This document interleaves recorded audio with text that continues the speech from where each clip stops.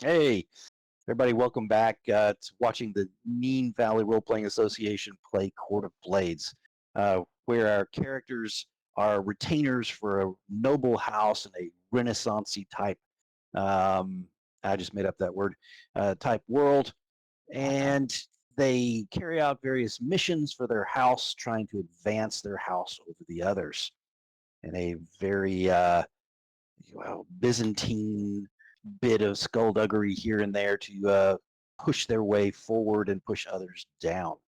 Um, Before we go too far, I just want to do a quick shout out to some friends of ours from ROE Games, Rules of Engagement Games in Havelock, North Carolina, who are kind enough to mention us from time to time. And a particular friend of mine, Jesse Ollinger, a Marine who needs hugs like no one else. And he has two events I'd like to really quick shout out. They've got a D&D one-shot for level 4 players, April 5th. And the synopsis, you guys will enjoy this. It's Peep Apocalypse. The festival city of Briarborough, all the residents are excitedly preparing for Spring Festival, except for the notorious Robert Cottoncloak. He's been hopping around the Peep factory late at night, and now the colorful marshmallow chicks are alive and roosting in the city. You can see that would be an interesting one, very themed. And then they have a Kill Team workshop Saturday, April 13th, 2 p.m. until whenever, and it's Learn to Play Kill Team. By the way, I don't know what that is, so hopefully it's something fun. If any of you guys know what it is, shout it out. But anyway, just wanted to shout out for those guys, and thanks, Jesse. Okay, bye on that. And they are actually up on our Discord where they can see what we do, just for you guys' knowledge. I knew Jesse many, many moons ago, where I took advantage of the fact that he was a young, dedicated Marine who was very straight-laced and upright. And I walked over to him in front of all of his peers and said, "Permission to touch," and acted like I was looking at his uniform to see if there was something wrong with it. And of course, I'm a goofy Air Force intel officer. And so he popped to attention and said, "Permission granted," in his guttural voice. And so in front of all of his friends, I gave him a big hug. And he just stood there like, "What is happening?" And as I left that office, I could hear the laughter behind me, knowing that I had done a good deed. But yeah, if you can't abuse your power as an officer like that, then what's the point of being an officer? I mean, seriously.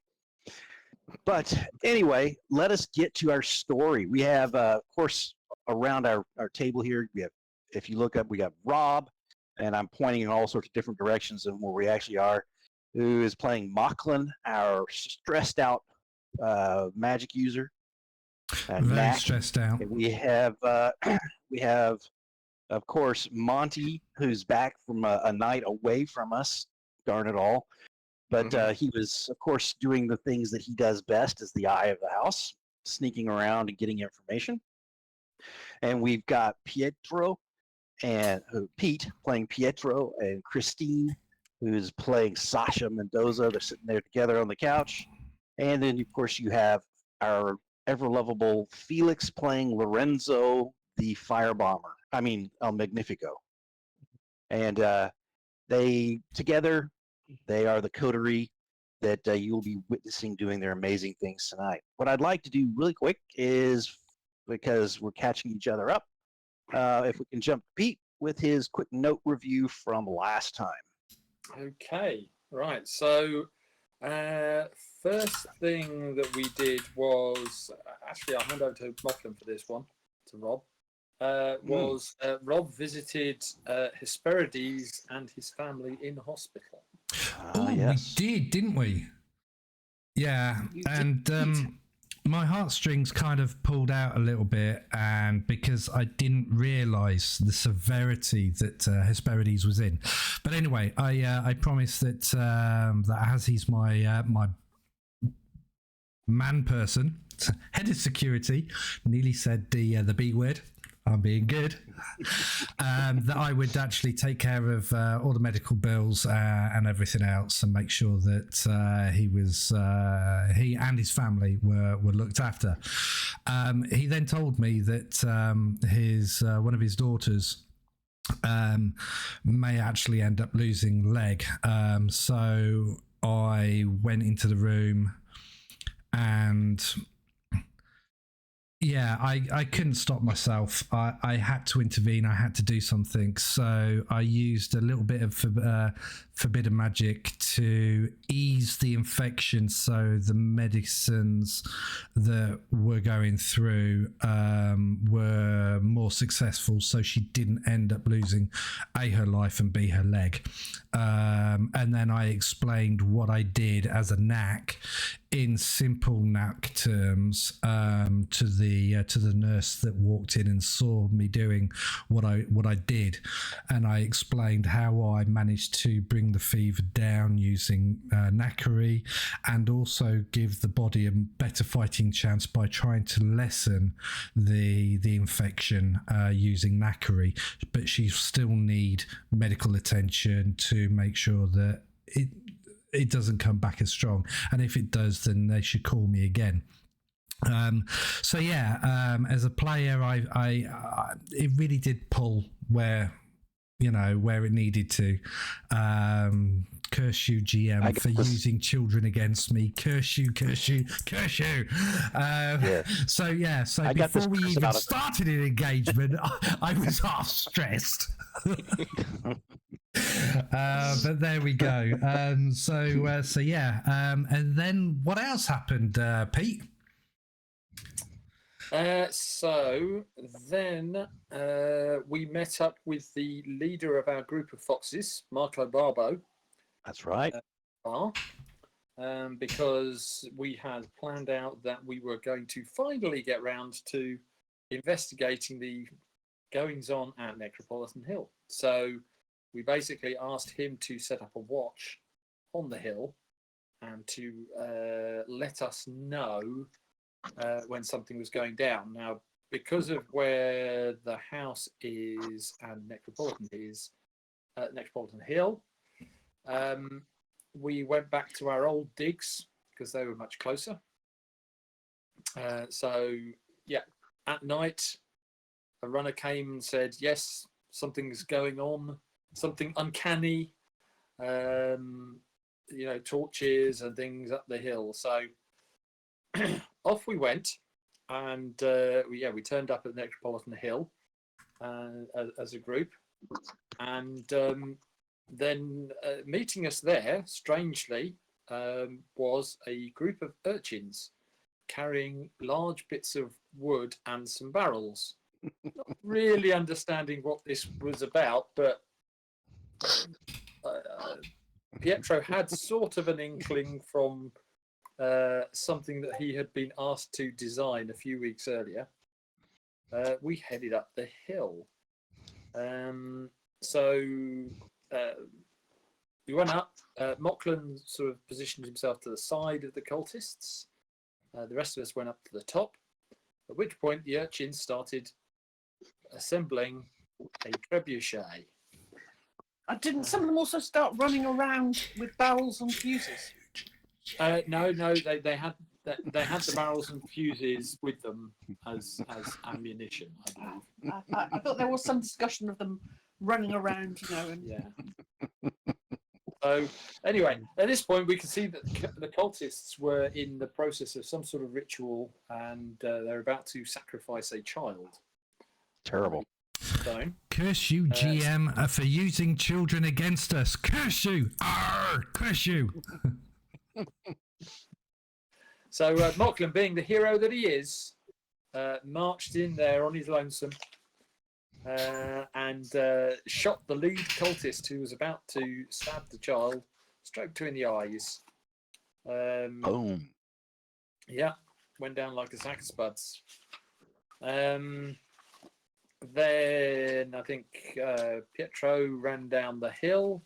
The trebuchet started firing off barrels of alcohol. We had some shotgun play. Threats were made. Cultists were intimidated. One cultist tried to make a shot from the shadows with a rifle, but Sasha spotted them and with an amazing shot took them down from like 200 yards away or whatever it is. Crazy. Quite a long distance shot. And then at the end of it, after we sort of got them all in custody, we noticed that there was a whole bunch of ghosts approaching us. And the lead ghost looks like it was Victoria. Lady Victoria. Wow. Isn't that interesting? So now we've got to make sure where we were. Did I miss anything? I don't think you did. No, I don't think We had did. we had this slight discussion at the very end talking about some of the other problems that were inherent in what was going on coming up. Yeah. I think we talked a little bit about the mercies and whether or not they are still suspicious of you guys. And I think that you can sort of see now Lady Victoria, who is advancing towards you. And I God, would she like to looks pause for 2 awesome. seconds and see if young Felix is going to be able to make it back in. He's been having a complete computer restart. Yeah. So, and all hopes it has fixed itself, but it sure is doing the long pause of trying to come back. So he may or may not get back in rapidly. And I do know that we will need him. All of you guys will always appreciate anything he does. I am highly cognizant of stress levels, that they may be high. And I just sort of lied because I don't know exactly what you have each, but I do know it's sort of high, except for Martin probably is in better shape. Let me double check that. Yeah. I think what I'd like to do is at about this point, Mochlain has come back from working with the foxes to try and locate where his paramour is being held. And Monty. Yeah, he's Gosh, he's at 4 stress. So he's about half. He's about half. Okay, but you heard that your fellows were up on the hill. You went rushing that direction, and you stumble into this scene as everyone's staring at this ghost who is moving towards the group. All of you can see it. All of you can hear its voice whisper out, "Ah, my loyal retainers, those who brought the snake to my bed. At Allegedly. my request." She gives a slight smirk and then says, "What does the house have you doing here?"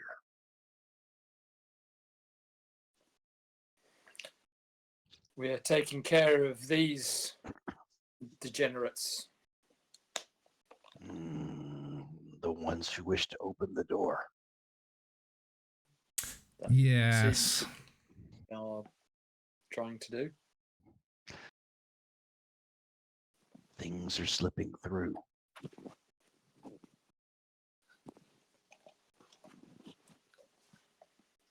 What sort of things?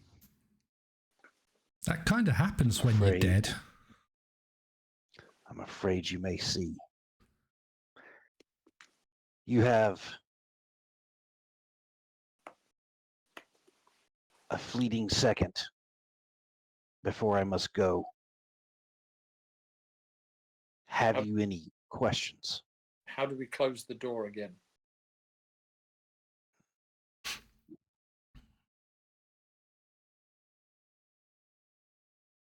I personally do not know. Who might?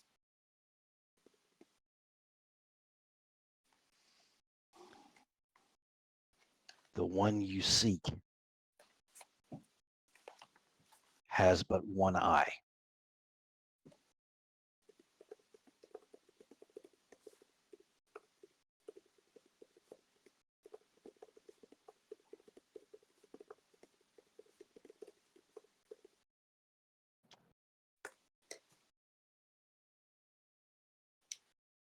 I think we know the man. He searches. He searches for a token of power. I do not know what this token might be.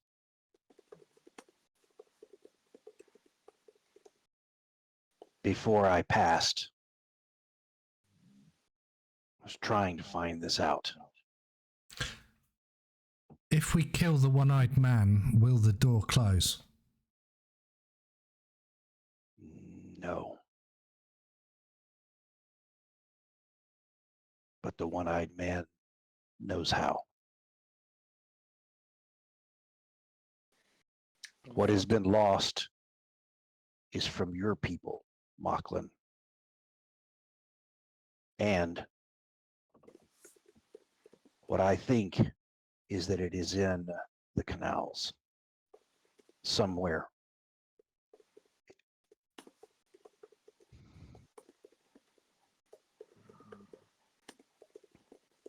So he hasn't found it yet then.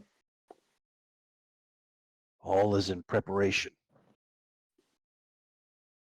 He lacks but a few pieces. But surely he would want to open the door. He does. Hmm. But he knows the secrets of both opening and closing. I do not. What would happen once the door was open?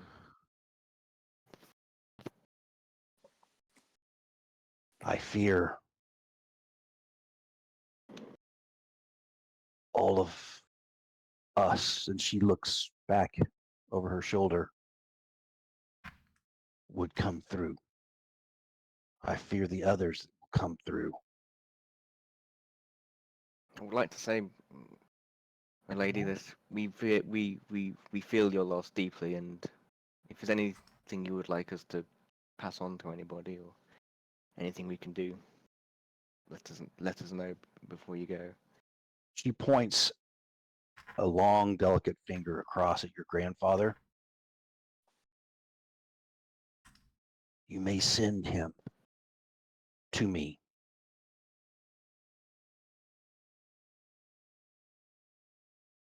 And then she looks over her shoulder. The other ghosts suddenly flicker and just rush away. Almost like they're receding down long corridors that you can't see, but they just go from full size to like small specks in the distance and wink out.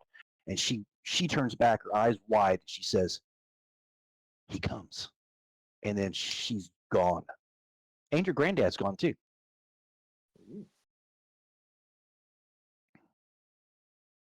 Oops. He didn't even say goodbye. The old miserable bugger. Sorry, Mochlain. The only other thing before we sort of little forward is one of the folks that you have pinned down shivers. He says, "Agaz, he comes."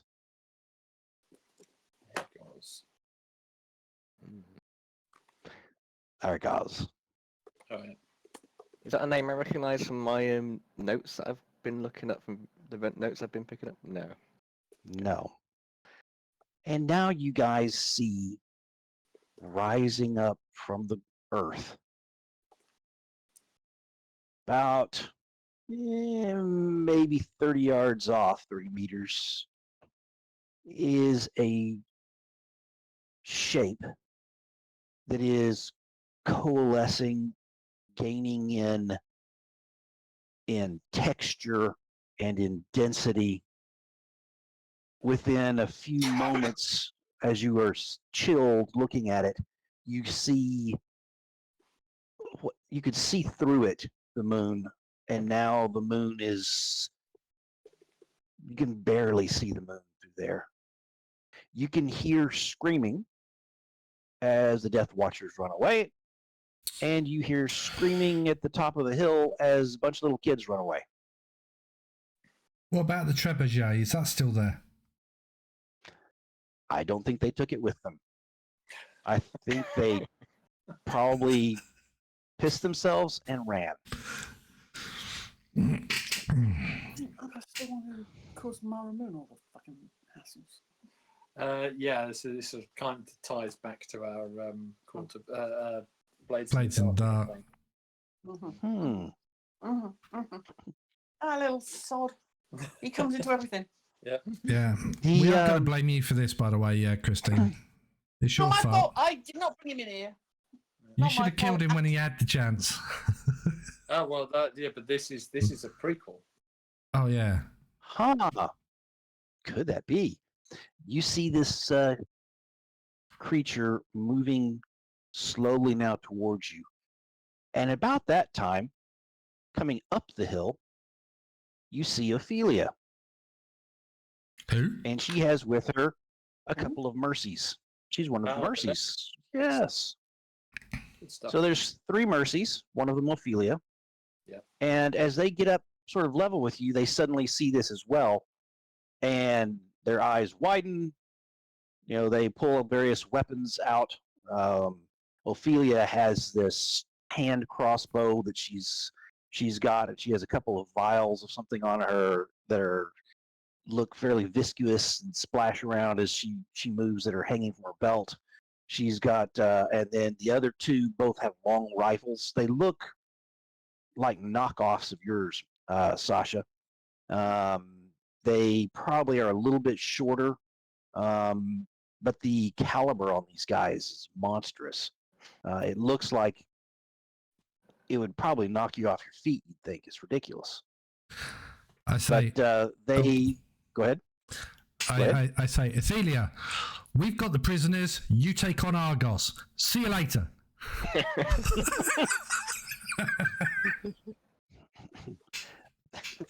She's looking around. What? The voice whispers out, "Fools, you've left the door cracked open."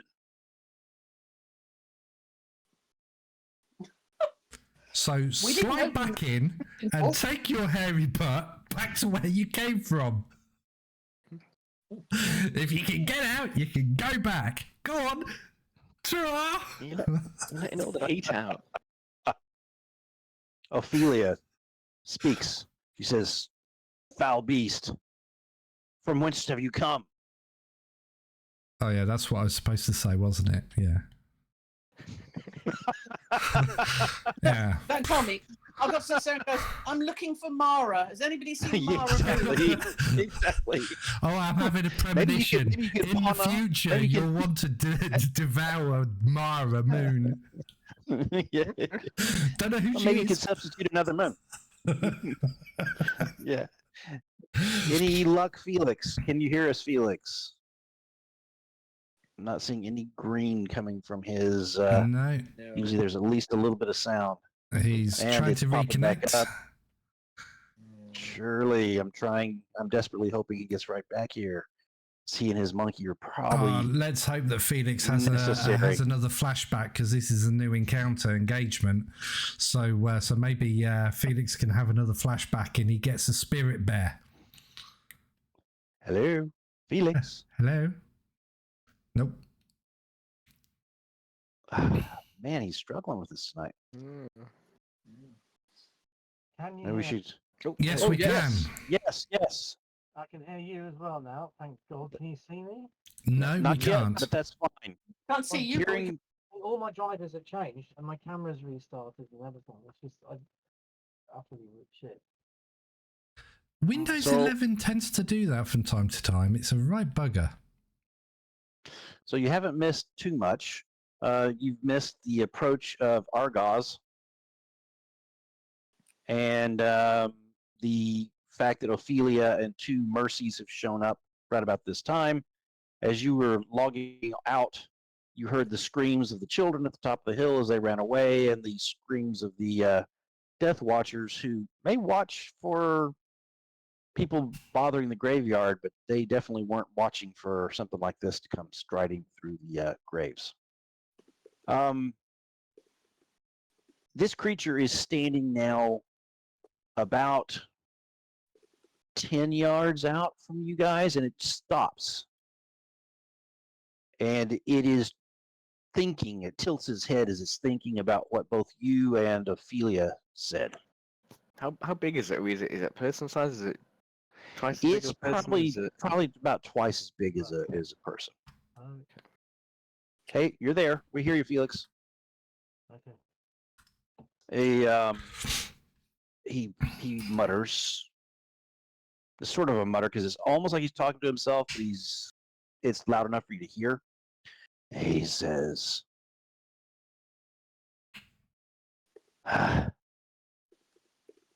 "What question is this? These, my loyal subjects, brought me." And Ophelia goes, "What?" Yeah, so Pietro points at the tied up cultists. Them, not us, them. That's be terrible to have a mistaken I thing like point that. to the little girl that did she get saved? I think she did get saved, didn't she? And I point at the ritual table and I go, there was a small child on there, and that one, and I point to the masked man who I've now removed the mask of to find out who it was, didn't I? And I point and I go, he was going to kill her. The child. The child's run off at the top of the hill, I believe, with the other to where the other children were, yeah. Now he's appeared. Good luck. I believe See you tomorrow. the main cultist woman with the who was killing the child was a woman, wasn't it? Wasn't that the? So. Oh yes, Echo sorry, one? yes. Yes. Yeah, it's hard to tell with all That's those right. dark robes and everything. He says, "This Faustina de Corvetto was. This wasn't for me." He gestures sort of with a flowing motion with his long talon fingers. That's sort of towards where they've formed their makeshift altar on the fallen stones. This So- was to bring another, Oh. the one who still lives.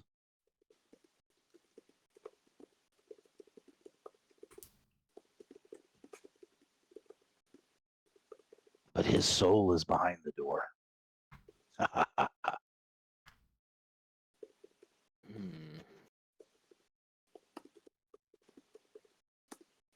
And then he looks out across the city.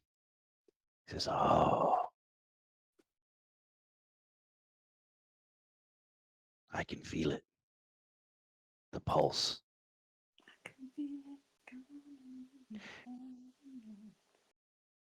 And I'd like you to take a quick look at the wheels that are on Argaz.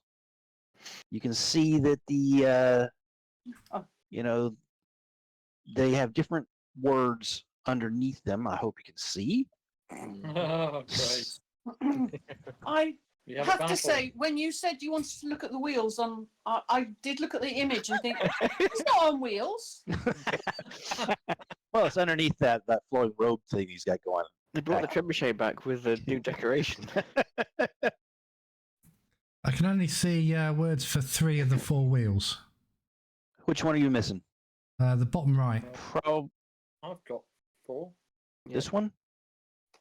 Fatigue. Let me double This check one. and make sure. Yeah, fatigue double cost, it says. Yeah, I'm Yep. hovering over it and I can't see anything pop up. The other 3 I can. Distract, misdirect, resetting, See if you can see it now. anger, scare, double cost. Yeah. No.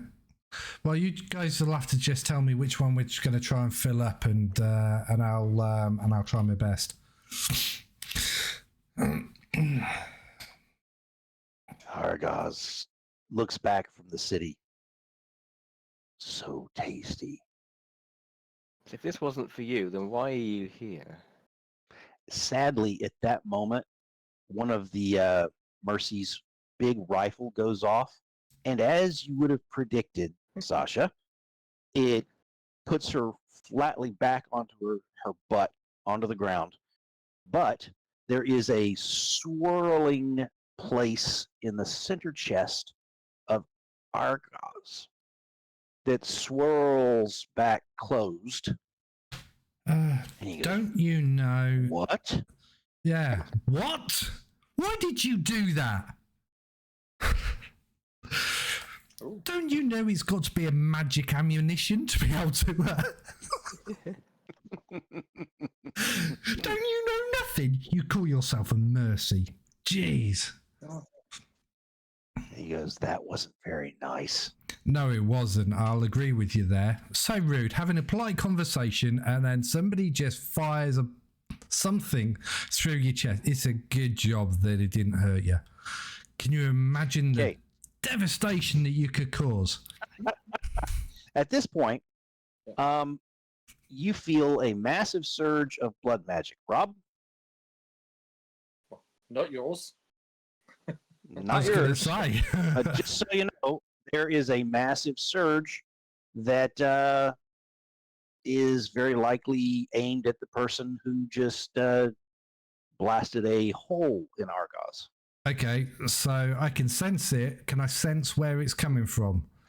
I mean... Oh, yeah, it's coming directly from Argos. Right, okay. In that case, I'll get right in the way. He's sort of... I'm gonna maneuver and try and get in the way and go, hold it. Okay. Don't. I need a roll. I need a roll for this. Here's the effect that you're trying to mitigate. So as this long dagger-like finger points out at the person who shot him, and the other one has dropped her weapon in fear. It did not go off when she dropped it. Ophelia, to her credit, is still pointing her shaking crossbow at this monster. You see your friends next to you are doing fairly well with the fear. They're tough with their toughies. But what will happen is a blast of eldritch force from this guy's blood magic, as he is choosing to use it, that will boil the blood of that particular Mercy from the inside. You want to get in the way? Sure. So I'd like a roll to see what you're going to do. Okay. Is it risky? You can. It's desperate. It's desperate. Excellent. So I get XP whether it works or not. And it's going to have limited effect. Limited. Excellent. Right. So this is the maneuver job. I just didn't get there in time. Wow. I go to run and I go, don't do it. I mean, there's a question there, is it? Did he just completely fail to get in the way of the magic, or did he succeed fantastically and take it full blast? I think with the double ones, he did both. I think what happens is the damage gets shared. At this point, Rob, you feel intense, fiery burning within you. Yeah, I don't really though. Oh? Yeah, I've got special armor. Resist the complication rate related to magic cast against you or your coterie when I am present. Okay. That you burn that armor. And what I will say with this is so you burned your armor and you have how much stress left? None. That's right. So I think at this point, because it's blood magic, do I get stress back? Spoken like how brave is that? A true knack. So here's what we'll say happens. Yeah. You're going to give yourself a level 2 injury. Okay. And it is corruption of the blood. Right. So is that a level 2 on top of my 2 level 1s? Ooh, golly. So how does the harm actually work? Because I'm just about to type in for a level 2. Type But- in the level 2. I'll let Pete look up the Okay. the rule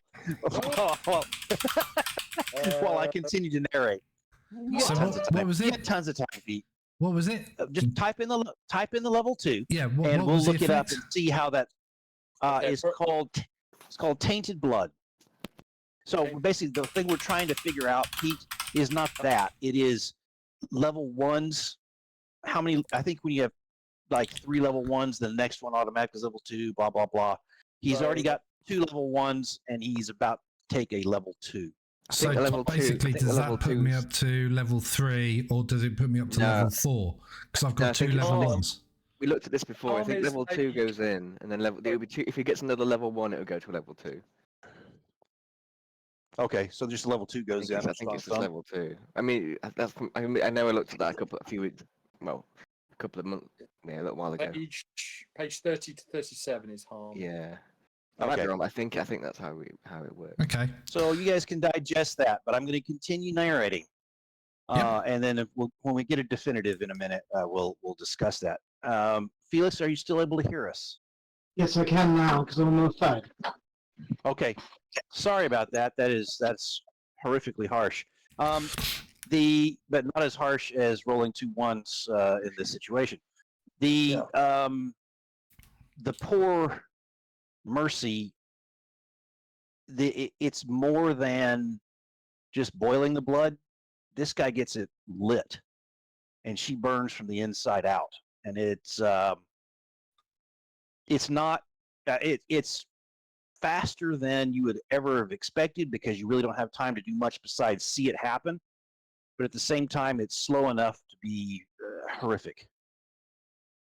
And she crumples to the ground, and around her there's little flames licking at the grass, the what was fairly wet grass. It was not. None of this is dry or anything like that, but you can see small fires sort of creeping out from her body. And then Argaz looks around, completely satisfied that the insult has been solved, and he strides into the midst of you. It looks like he's basically just walking through your group to go somewhere else with no real worry that you're going to do anything. Okay, can I do a flashback? Yes, you may. So I'll do a flashback to a scene where Pietro's sitting down with Mochlain, and he's talking to Mochlain. He's saying that we're going to this Necropolitan Hill, and we don't know what we're going to find there. Now, we need to come prepared to deal with things. So, if I were to take a shotgun shell, what would I need to put in that to affect otherworldly creatures? I think, Mochlain, you'd wind up with it depends. And you can go from there. Yeah. So basically, the flashback is that he's prepared some shotgun shells, which have magic herbs, silver, something, salt, whatever. Gotcha. Yeah. Bless it. You've mixed it all up where it's like Yeah. you're covering your bases as best you can. Yeah. How many of these do you have we got think any that you're blood trying left to build? over in any of the vials? Maybe add some blood into there as well. We've got some from Cosimo, haven't we? We've got some blood, Cosimo's blood left over, haven't we? Oh, that would be interesting. Put it Especially on if the- Argos actually likes the taste of that horrendous blood and then goes on a rampage to kill Cosimo. Yeah, what the hell? I'll put some of that in there as well. Put some of that in as well. I mean, I would say blood magic, but I'm already. I was stressed out before I even got to this point, so I can't use anything blood magic wise So, to enhance yeah, I think the the stuff. silver shot has been coated in Cosimo's blood and dried. And, I think this is only a 2-stressor. okay, cool. And give me a roll me 2d6, and that's how many shotgun shells you're able to produce. Okie dokie. Well, it's better Look than at my roll. Shells, nice. Okay, I'm going to let him have 2 barrels. Boom. Let's make a roll. Okie dokie. It's really, I'm going to give you an extra die up front because it's pretty much point blank, and the guy's not trying to do anything else. The dice at least seem to But match I the do roll want to today. see, I do want to see what's rolled because it'll help me understand the impact Okay, so or position. lack thereof. Position is, it's going to turn desperate, but right now, I think is only risky in that if something goes drastically wrong with the charge itself, then something might go. You might sustain an injury or something like that. So I'm talking risky, and I think the effect that you're hoping for is still probably limited, but that can be modified. I'm going to spend some stress to modify that. Fair enough. Gonna move that up to So what's that? 1 or 2 stress? one. No, it's 2 stress to change a die or move things up and down. So 2 stress. We'll check it up to standard effect. Okay, and a bonus die. Here we go. Here it is. Nice. There's the 6 we're looking for. There's the 6. And so, yeah, boom. It is just what you would hope as this tears at this guy. And what I'm going to do is, because you have made this so craftily, I'm not going to tell you which components work. However, the damage thing on this will not cost double. Cool. Excellent. Okay? So that's 6. 6. How many points? That's 3. 3. So we will, boom, look at that. Look at that. I thought that was gentlemen. defense. Oh, yeah. Okay. Yeah, well, yeah, that's sort of tearing him down to where the next thing would put him down. Okay. Sasha, watch me getting confused now that I've introduced that problem.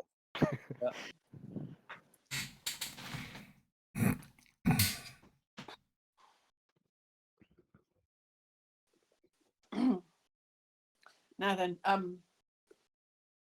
so Pietro made 7 of these Shells. Did you give them out to anybody else, or did you only So keep them for well, yourself? they're shotgun shells. I'm the only one with a shotgun. However, I'm sure if you wanted to do a flashback, you could Have a shotgun? You could have a I'd love shotgun. that. Have some more shells. I'm not sure I can do a flashback, I'm afraid. I am very, very low on them. That's a measly 2. You know, Mhm. I used a lot of stress last week. Well, you know what? I'd be willing to make a bargain. I'd say that for 1 stress, I'll let you just have a shotgun. Single shot, not double barrel, as Pietro just opened up with both barrels.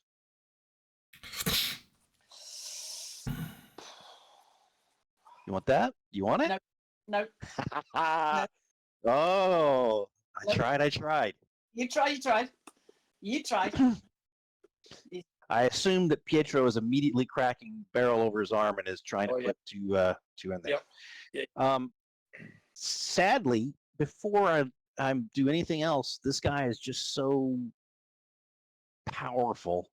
The shot goes off. All of you start making your actions, but he turns around and points his finger at Pietro. I'm diving off to the side.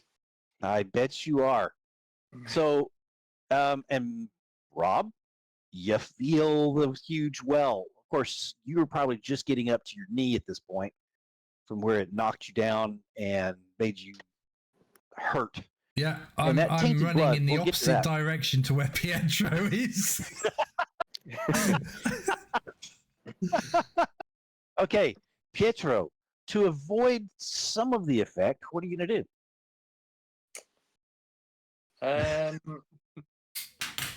I'm going to use a flash bomb. Ah, Dive to the side. Basically, a smoke bomb. Dive to the Boom. side. Undercover. I like it. Let's see the roll. Okay. Position. Position's desperate. Really? Yeah, I'd say though that the effect this time is going to be standard. I think that this is going to do more than. Yeah, we got a 5. We got a 5. So all of you are. You see this thing point at Pietro. I assume you all are going, oh, doing whatever you're about to do. And it's at that point that the flash goes off and you all were staring at the flash. All of you will have penalty dice on the things you would like to do. That's the result of that 5. Don't forget my special armor resists a complication related to magic cast against you or your coterie. So as Pietro is part of my coterie. Yep. You've already used that. You used your special armor. It's like special ability though, isn't it? It's always on. My armor tick box has been I've got 2 tick boxes for armor. That's been one has been used, but the special armor is always kind of on, isn't it? No, there's a. Isn't it? It's a one use. It's a one use. All right, then. In that case, I'll stop ticking it at the beginning. I'll stop ticking it until I actually use it. I thought it was like the special abilities. So yeah, just do it all the time. Yeah, I can scry whenever I want. Sorry. So right, okay. So no worries. Oh, good. So yeah, you saw Pietro reach into. Basically, he's wearing this belt with pouches around it, and he reached into one of those pouches, pulled this out. So what I'll do, actually, He calls it his utilitarian belt. I love it. Here's what I'm going to do. If you guys, I would like everyone that was gazing at Pietro to give me a luck roll, and what you need to make is a 6.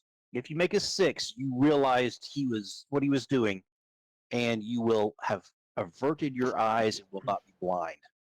So start working your dice around and just roll a single 6-sided dice. Would I need to do this? Because what Monty was planning on doing was basically ignoring him and going over and putting out the fire of the mercy and. Lorenzo. So would we have been looking in that direction still? I'm afraid that this was so exciting. An event. The shot goes off and everything else. But I'll give you a 5 or 6 for your success. Okay. Okay. So Lorenzo. My first one was a 6. Yeah. What? But Yeah, then it was. nothing It's showed up on the chat. It was. Yeah, it says rolling 1d6, and then it rolled a whole load of more 1d6s all at the same time. Because nothing came. Okay. Yeah. You got it. Don't worry. You're not blinded. You look away. Sasha does not. Can I have a turn in a bit? Right. I'm sorry? I have a turn in a bit because I've got an action at when you're ready. Oh yeah. So You're about to get to. Go ahead. So the GM's just told me that I was kneeling down on the ground, etc., etc. So do I get any benefit for a half decent luck roll? Because I wasn't actually looking at Pietro. What'd you roll? I haven't yet. I wanted to see if I could get away with not actually. Because I know where Pietro is, so I'm going to go the other. I said that I was going to run the other way. So what I did to Monty was I said, nope, this is too exciting. The gun goes off. You at least glance. But I'll give you a 5 or a 6. Okay, well, I got a 4. So So I do the same as Monty. So I think that's fair. Okay. So all of those that are stunned with the light, which is everyone except for Lorenzo El Magnifico, are going to fumble here for a second as Lorenzo does something desperate and exciting. Can I do a flashback? Oh, of course you can. Okay, so I'm sitting around the table when they start talking about shotgun pellets, yeah? Yeah. And I'm like, well, I see what you guys are doing. That sounds like really interesting. But I haven't got a shotgun, but I have been amassing all these little barrels of alcohol. Maybe I can put some gunpowder and silver coins and all that into one of these barrels. Attach it to a child and push it down the hill. Yeah, well, Okay. it's a personal one that I'm just going to grab because I know that this is a special firework that I want to, I want to keep on Okay. myself. No, I'm completely with you on that. So what I'd like to do is, how much stress do you have left? I've got one spare box, so I wasn't planning on doing anything too stressful. Yeah, this would be a two stressor, which would force you into a situation where you're stressed out.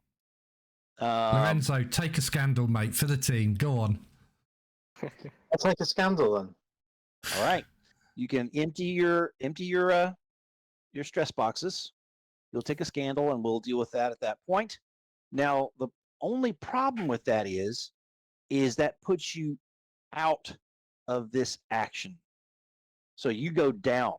However, on your body, and everyone knows it because you talked about it, is a like Saint Bernard under the neck size, little keg with a how many second fuse do you think you put on that thing? Probably 3 seconds, 2 seconds. 3 second fuse.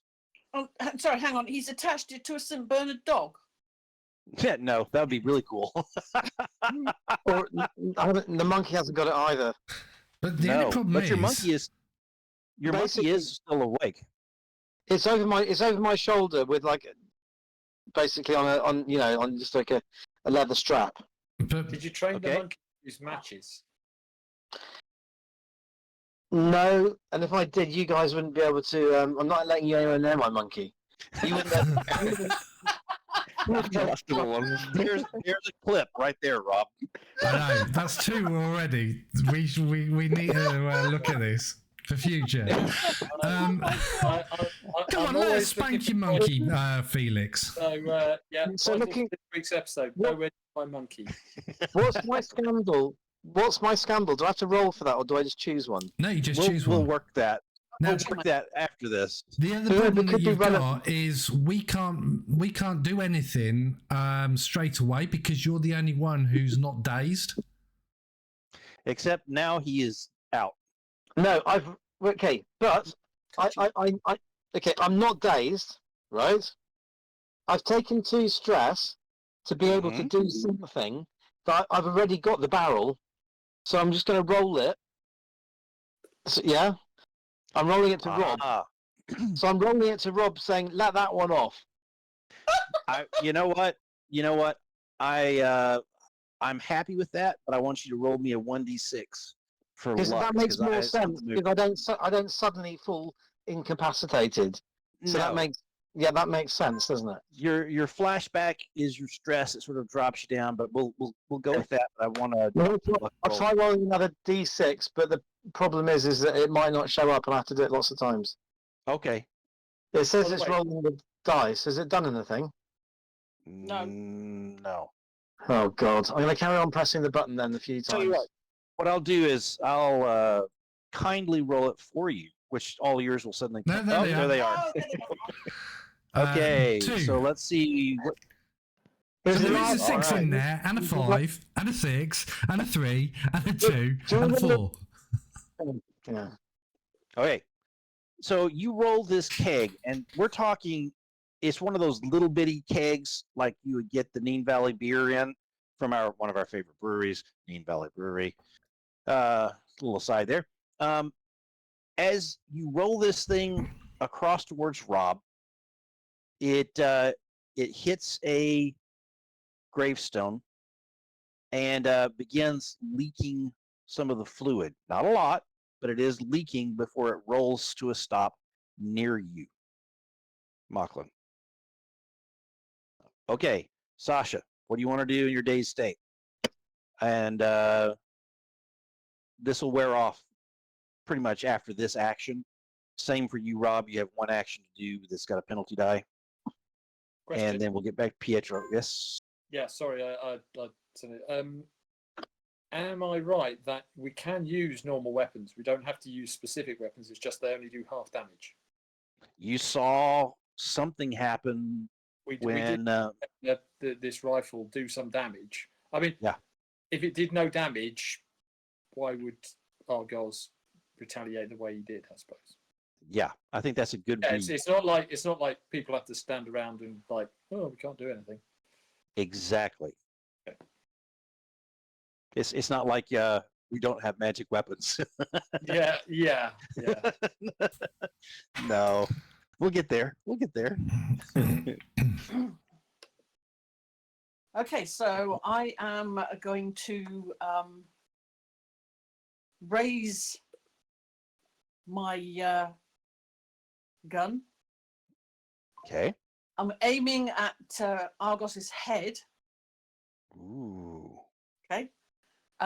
Blinking blearily, just been blind. Yep.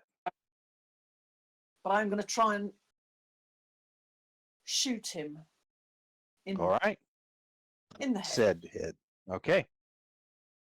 And you just take one die away from yourself.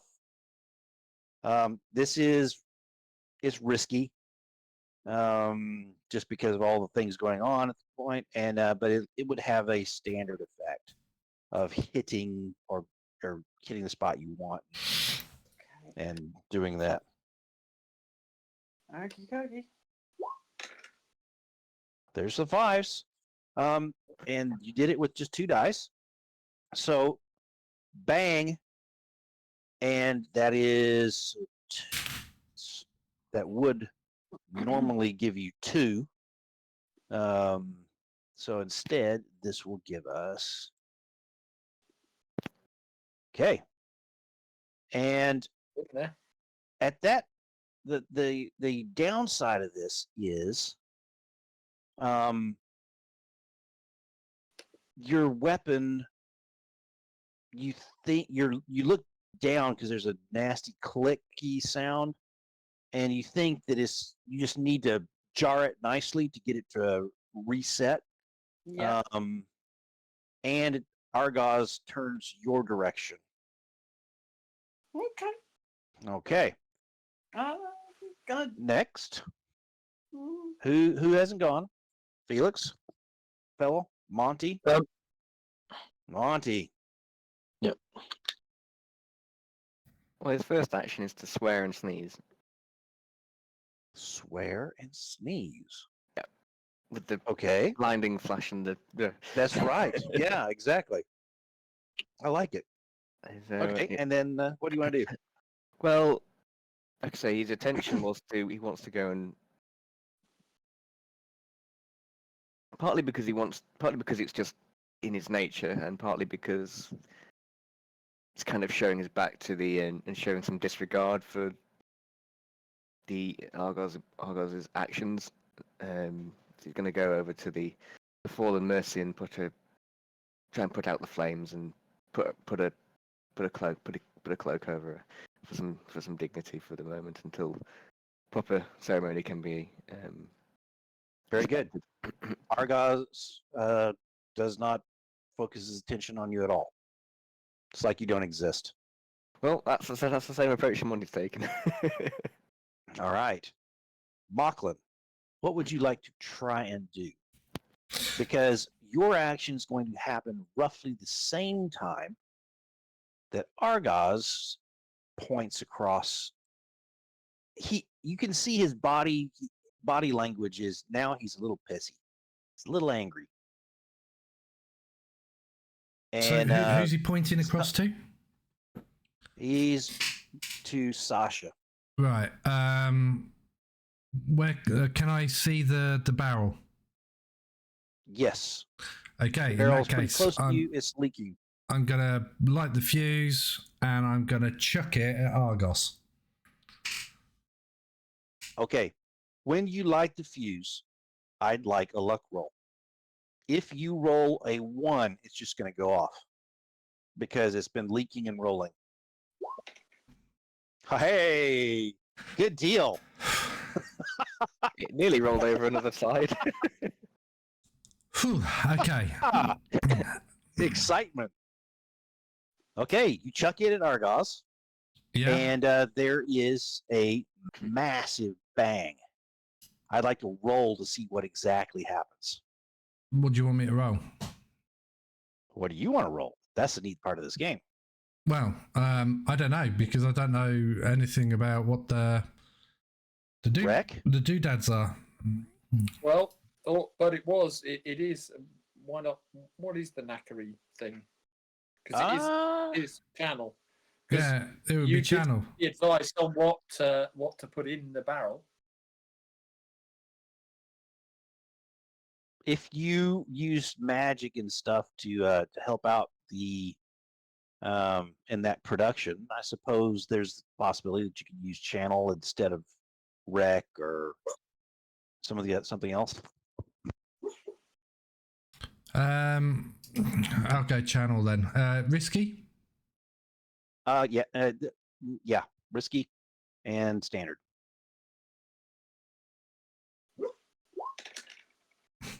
I got 4. 4. Okay, the 4 is a success. That is pretty darn cool. And I'll explain this way. This fills up, and Argos dissolves into a mist that seeps back into the ground around you. Can I still You sense him? think? Yes, but it's there's some a degree of separation.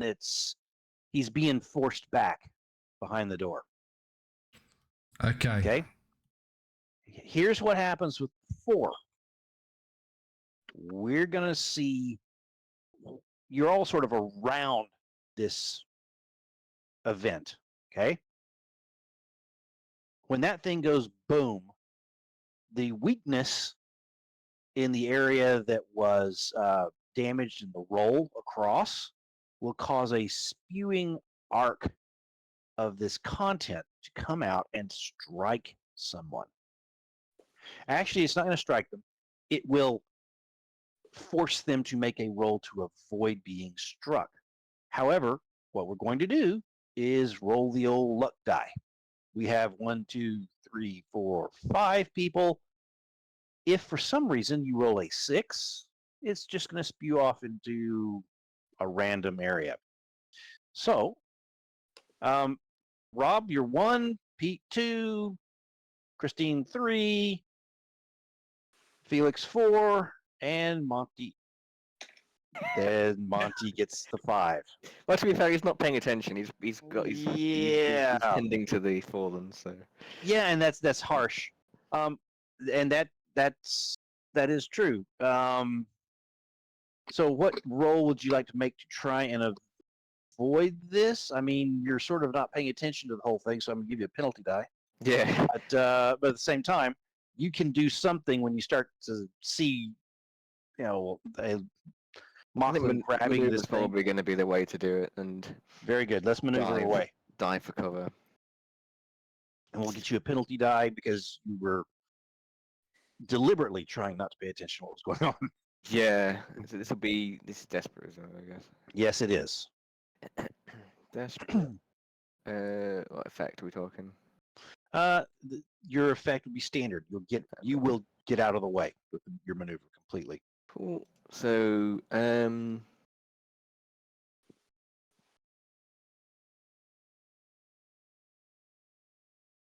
this is 2 die.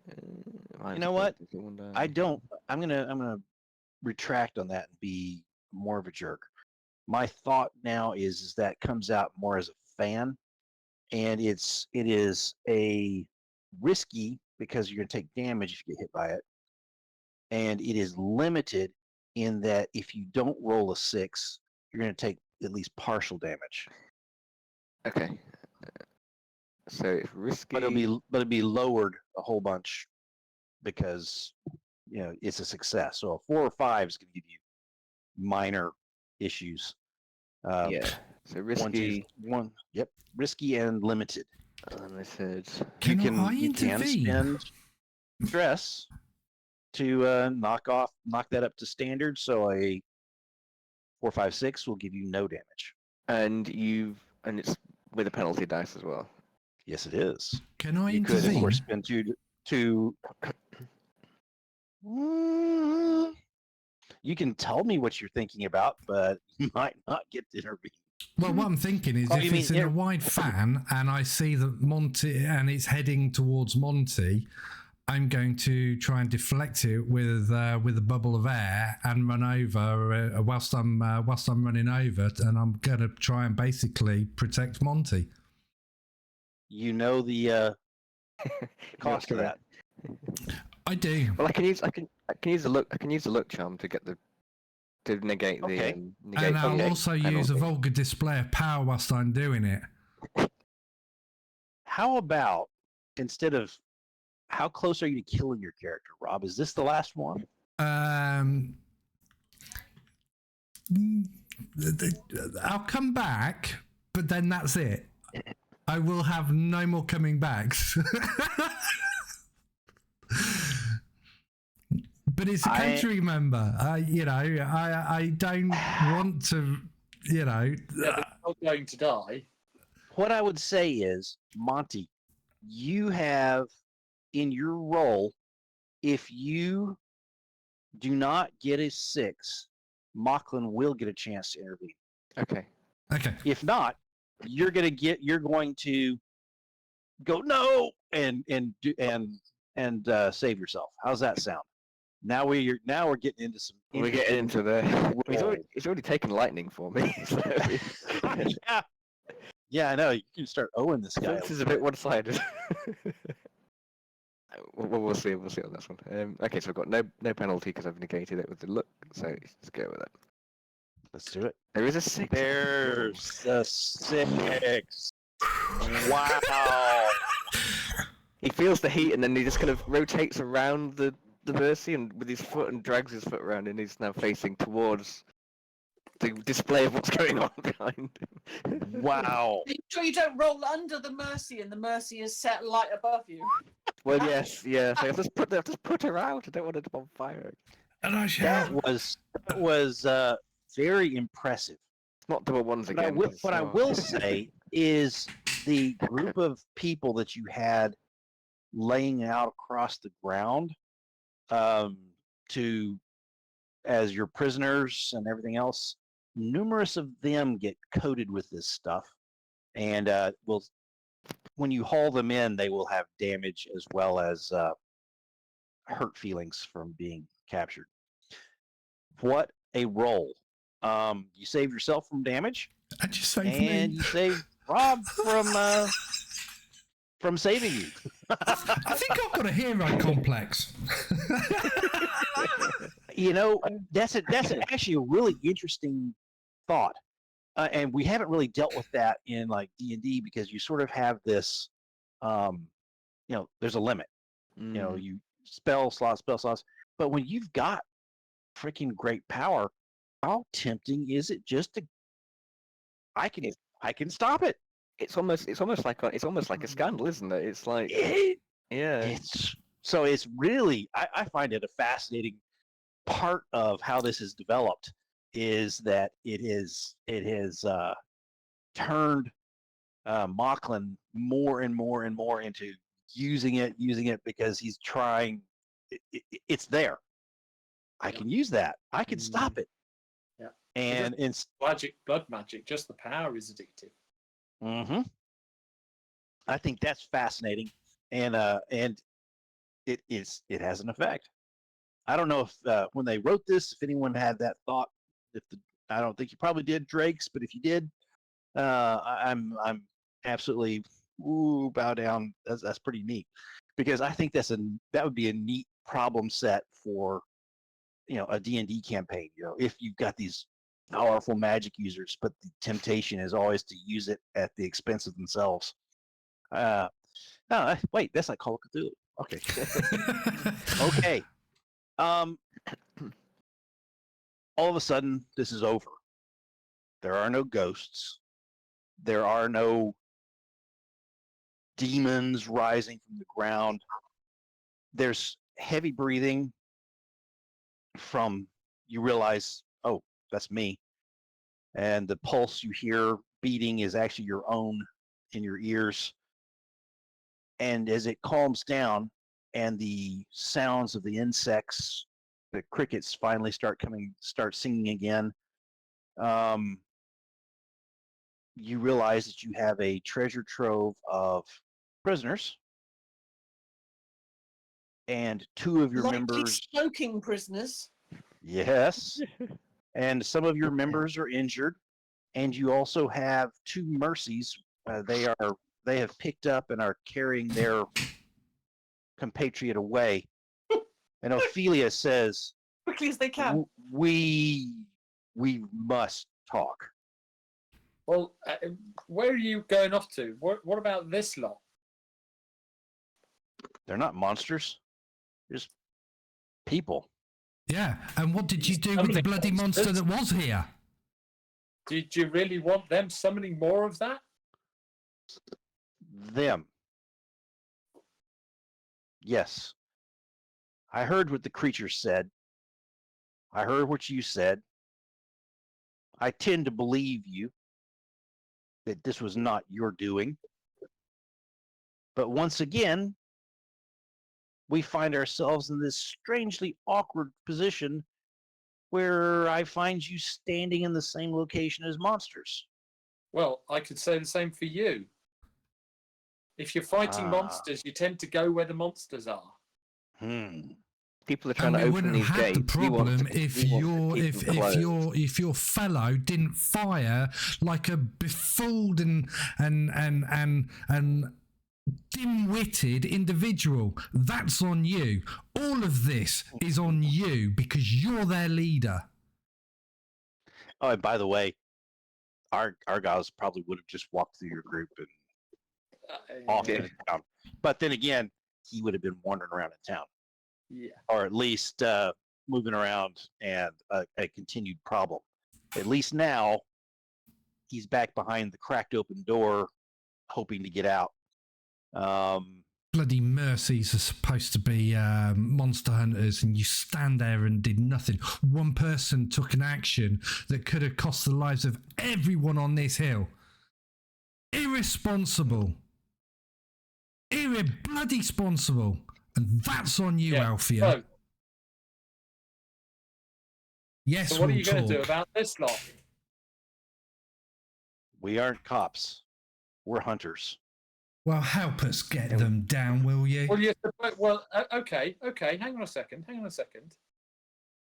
As I understand it, you went and interrogated Mochlain because you thought that he was summoning creatures.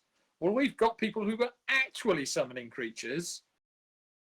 So what would have happened if Mochlain had turned round and said, yeah, I'm summoning monsters? Would you have gone, oh, well, we're not cops. We can't do anything to you. You must have something you do. She does glance over her shoulder at the group, and her eyes move amongst the various people with house names over there behind them, and she says, "You call out hypocrisy. I must agree. I have been hasty. We Work with will us, not against us. We will take them in to the chapter house and incarcerate them. We would appreciate your help with how you work with the city watch and the guards and courts and stuff, because there's surely a crime here somewhere." At the very I least, just- Murder, kidnapping. yes. I just look her up and down like I did the day that we were in Hesperides' office, and she accused me, and I just repeat my words to her. You're so beneath me. You really should be bloody ashamed. And I go and make sure that Monty's okay, and make sure that Pietro's okay as well. I know I can see him and what have you, but I just check him on over, make sure that he didn't actually get any of that boiling blood. And then I reach into my pocket as I'm going past Monty, and I basically just put 2 coins on the fallen Mercy's eyes. Very good. Each of the Mercies had 2 sets of manacles upon them. The survivors are manacled, and if you do not wish to have to deal with them at this point, they will be marched off. They're not going to get away. They're going to go, and they will be where you can question them later, where you can access them. Maybe with a little bit of negotiations with the Mercies, but whatever the case, they are going to be out of the reach of anyone, and where you can access them as necessary. Okay. So, I'm then going to why don't grab we, hold of Lorenzo, and I'm going to lift up his hat, make sure his monkey's okay, and I'm going to say to his monkey, up on the shoulder, and then I pick Lorenzo up, and then I go, I've got this dude. I'll take him back to I'll take him to the hospital. I need help as well. Okay, you guys, let's montage this out a little bit, and then just say that you exit Necropolitan Hill. You see the Death Watch have gathered sort of by the gate, and as they see you come by, their eyes are wide. And one of them goes up to Sasha and says, "What do we do?" So, sorry, this is the who is it? The Necropolitan Guard.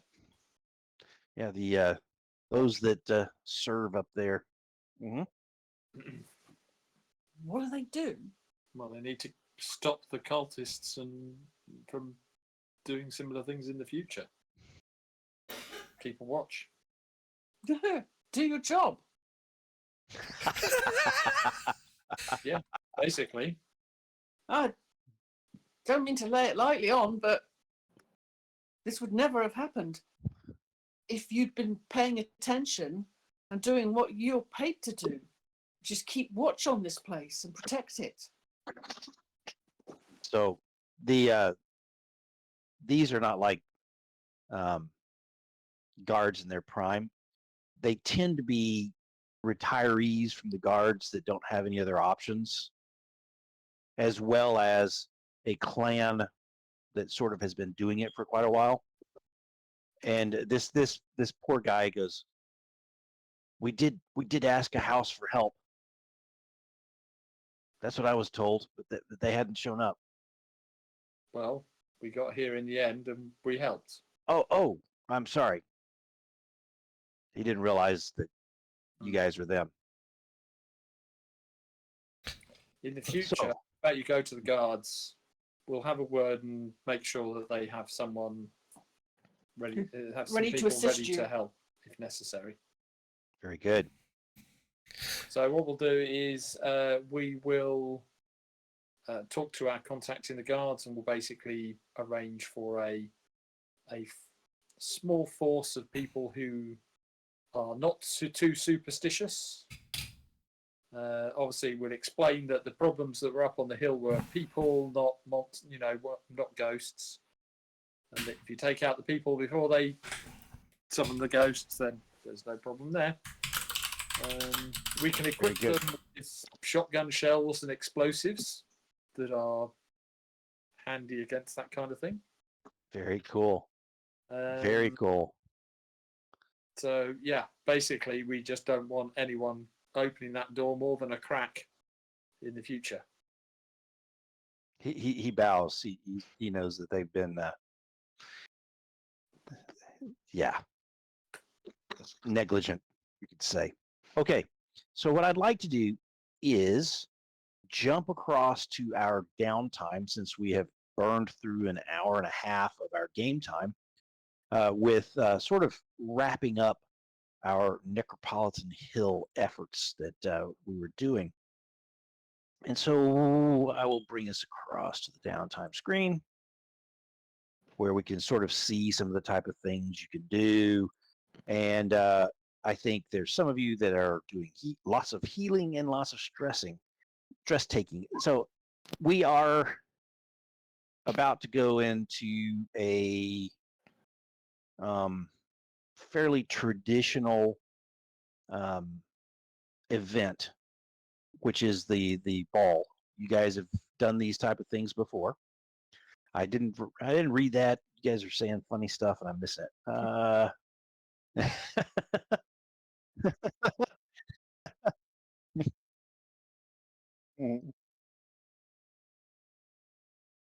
Barbolini.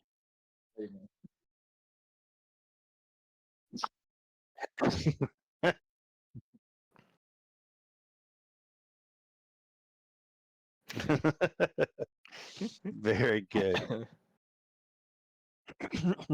So let me jump across to Lorenzo.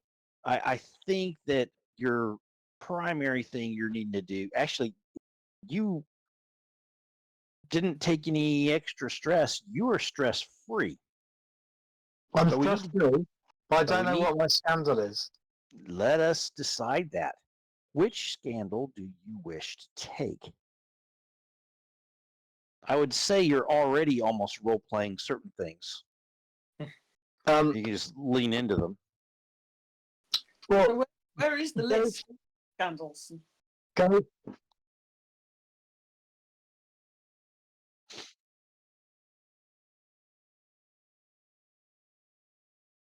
Ooh. What's grasping? Greedy. I'm sorry, grasping? Was that the word? Yeah. Yeah, greedy. So you would be known as someone who was that type of guy. The guy who's not going to pay for the round of pints. The guy who. What's faithless? So faithless is your word is not worth anything. You are known as a liar.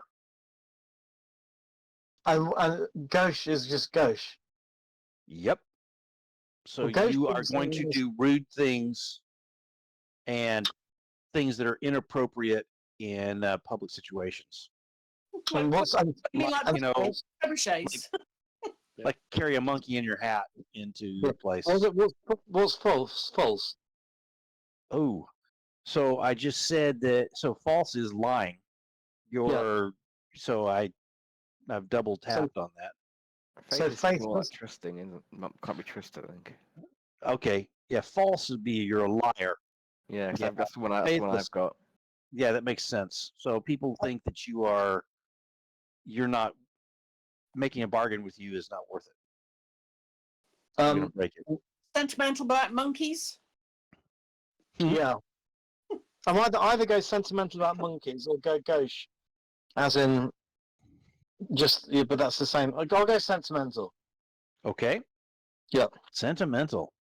Let it. Okay. Yeah. I'm sentimental about animals. Yeah. I think so. Sentimental about animals. Yeah. You will go out of your way to protect animals that you see in a bad situation. Will Yeah. I use that against you? I can't imagine. I'm still finding it a little hard to work out how the faithless one kind of fits. I in know. properly, 'cause it's like Yeah. it's not like where people are unwilling to put your trust in you. It's like you are reputedly unwilling to place your trust in others. So how does that? Oh, but does it? But it's reputed. Yeah, because it's like Okay. because it's reputedly. So you don't have faith in anyone else. Okay. but it's not. But it says reputedly, not actual. Not actual. You are. Yeah. Okay, I like that. Okay. And then so for Felix's sentimentality, So actually, let's go faithless then. No, let's go faithless. okay. Three, So three you of us have are- got that one though. Well, Sorry?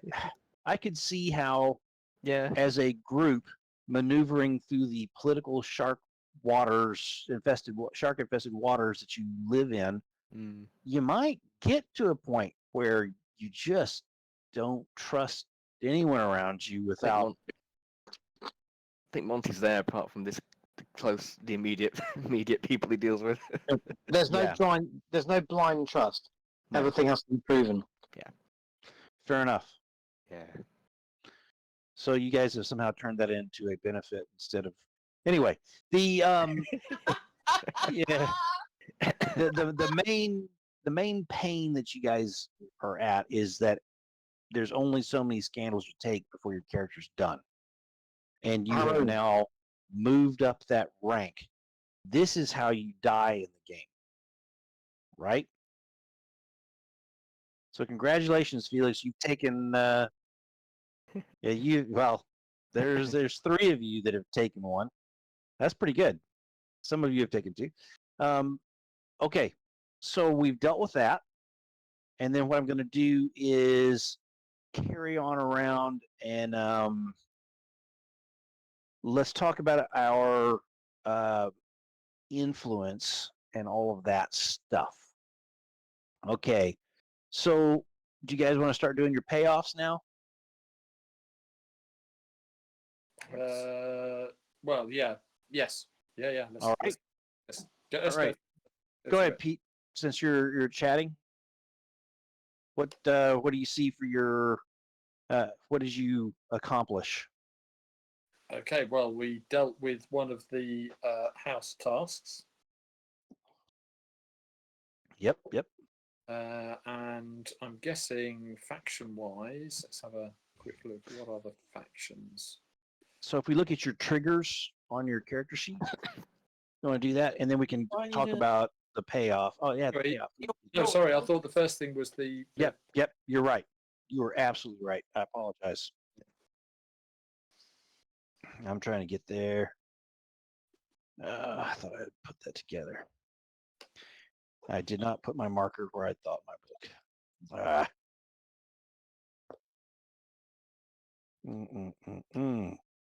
Okay, go ahead, Pete. Well, yeah, isn't that this way you tell us how much influence we earned? Yes, and that's what I need to. 8, 48, 48, 49. Earns with I'm sorry, I completely didn't put that where I wanted. Okay. So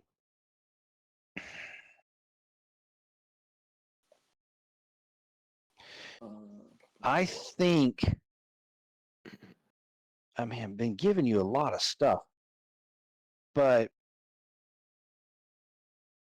I think a ruinous secret found or hidden, 6 influence sounds pretty good to me. Okay, yeah. So 1 each and 1 for the house, 1 for the coterie.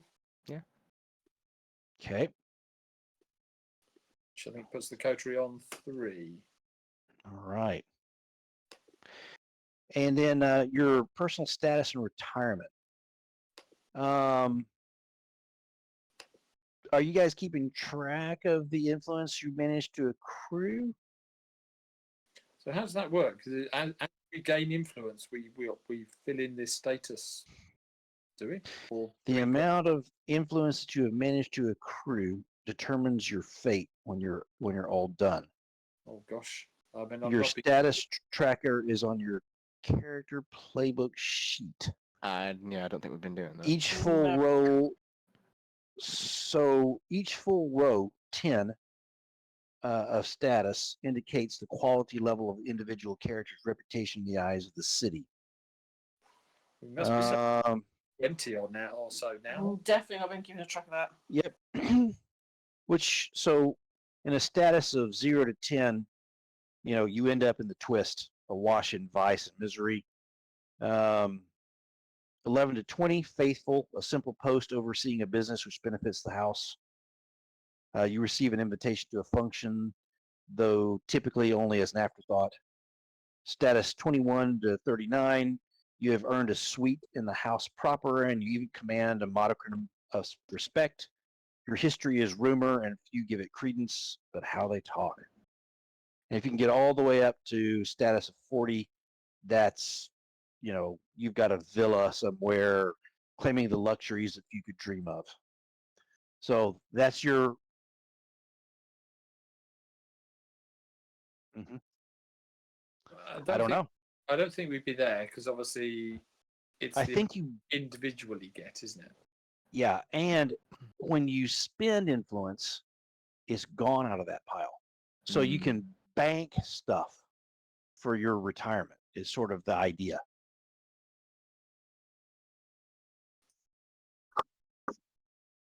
I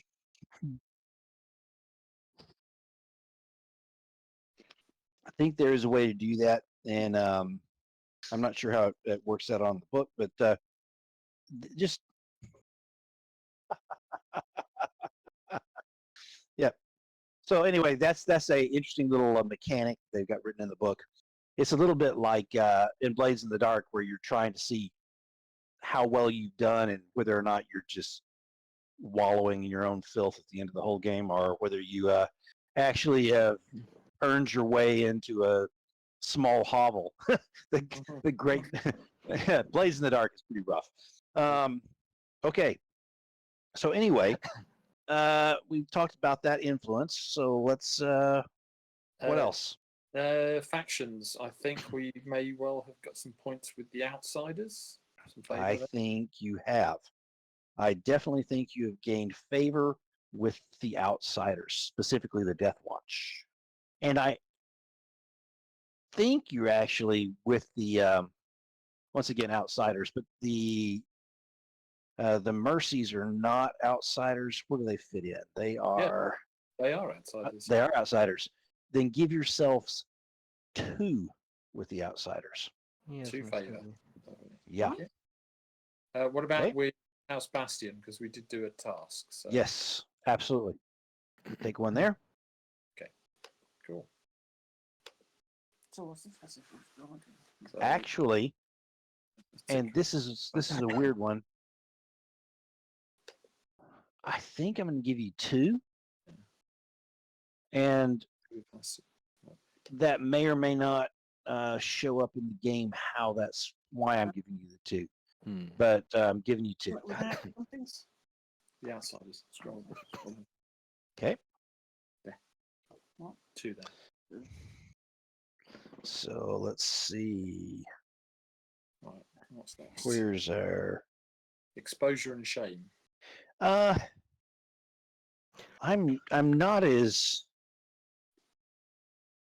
I'm not thinking that's as bad as it could be, largely because there wasn't not as much around to see what happened.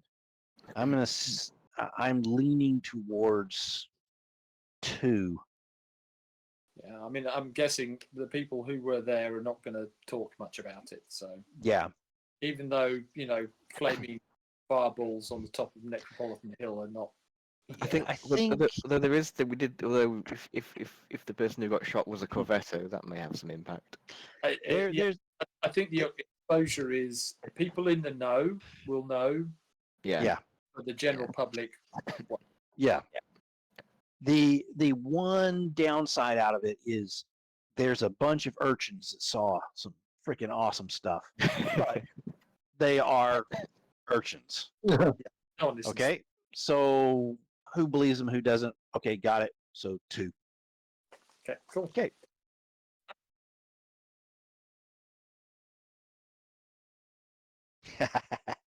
Never know.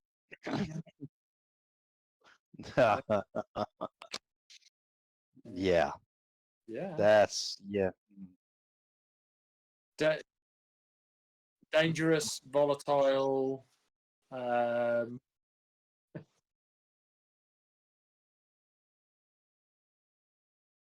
yeah. Careless. Child endangerers.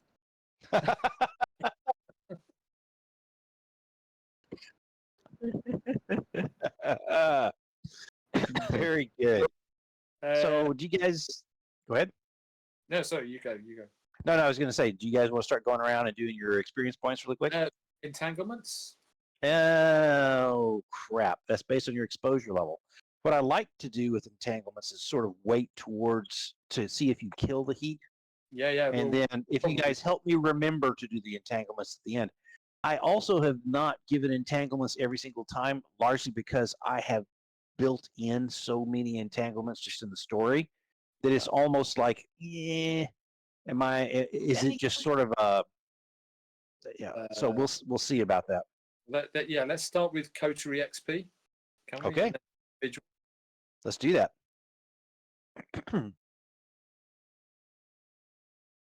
Okay. Oh, I love it. Oh, definitely. Yeah. Yep. I think. Yeah, give us. Yeah. Yeah, is Felix? Felix, can you hear us? Yep. Okay, good. Just double checking. Yes, I think so.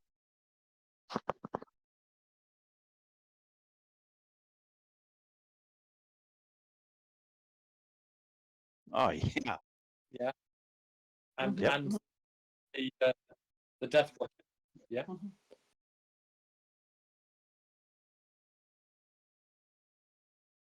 Yep.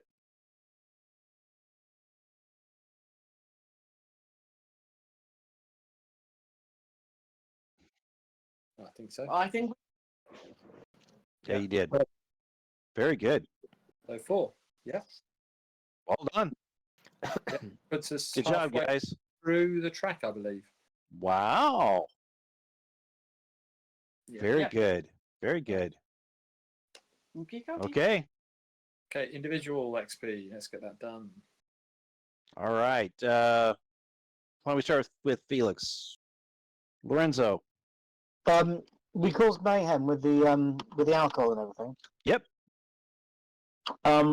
Expressing your beliefs, drives, heritage, or background. I can't really think of anything other than, I can't really think of anything. Struggling with issues with your indulgences or scandals. Well, yeah, my scandal hit me, and I had to collapse because I'll give you that. we didn't on the one before, what scandal was at the time. Yeah. On the one before, let me reach out to the rest of the team. Can you say what the one was that you weren't sure about? Expressing your beliefs, drives, heritage, or background. Well, you contacted the urchins, and that's your background. Right. I like it. Okay. Yeah.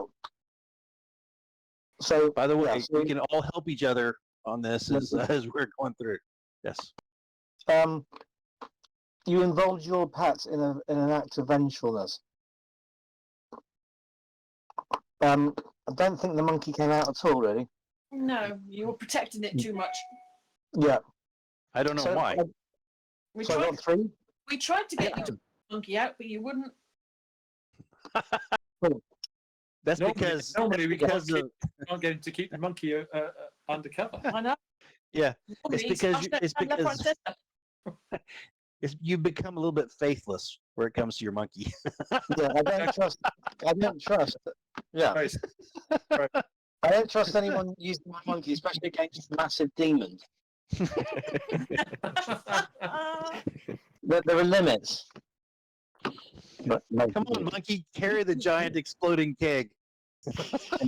Well, the monkey is too small, but I think that if the monkey jumped on top of the keg, and like they do log rolling. Rolls. Oh yeah, could have rolled it right across. I think you should have had the monkey with a lit match running after the children, trying to set light to their barrels. The monkey smokes cigars by now, I'm pretty sure. Cigar on top of the barrel, running around after the kids, trying to set light to their fuses. I think screaming, going in every direction. I don't know why you're faithless as far as this, Felix. This is a preview. This is a preview of the ball, is it not? It is. Yeah. Okay. Very good. So we've done yours. You got 3. Brilliant. So carry on. Go ahead. So I put three into character Whatever XP. you- is it? Whatever you want. Okay. Yep. Okay. You can put it into the tracks above your skills. You can put it into character. Yeah. Cool. All right. Monty. Yes. I mean, Monty wasn't. Well, I wasn't present last week. Yeah, fair enough. But But tonight you got stuff. you addressed the challenge of stealth. Oh. You know what? That's right. Monty missed last time. That sucks. Yeah. Sorry. Go ahead, Monty. Sorry. Was I stealthy? Not You were very particularly. stealthy because we didn't see you at No, all. no, didn't see me.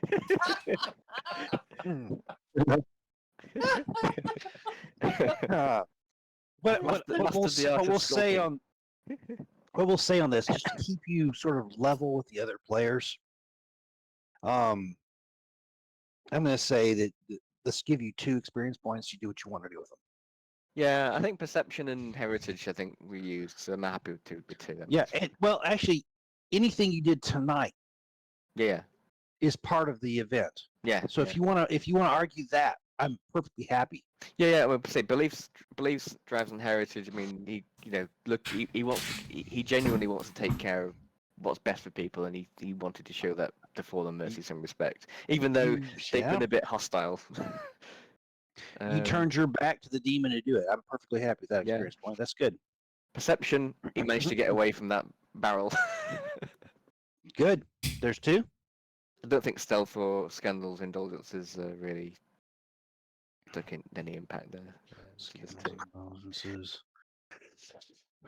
Yeah, Happy because you to. didn't do anything with faithless. Anyone can help him out with the other one? What was the last one that you're struggling with? First, Well, you were trying to find out what had happened to your paramour, weren't you?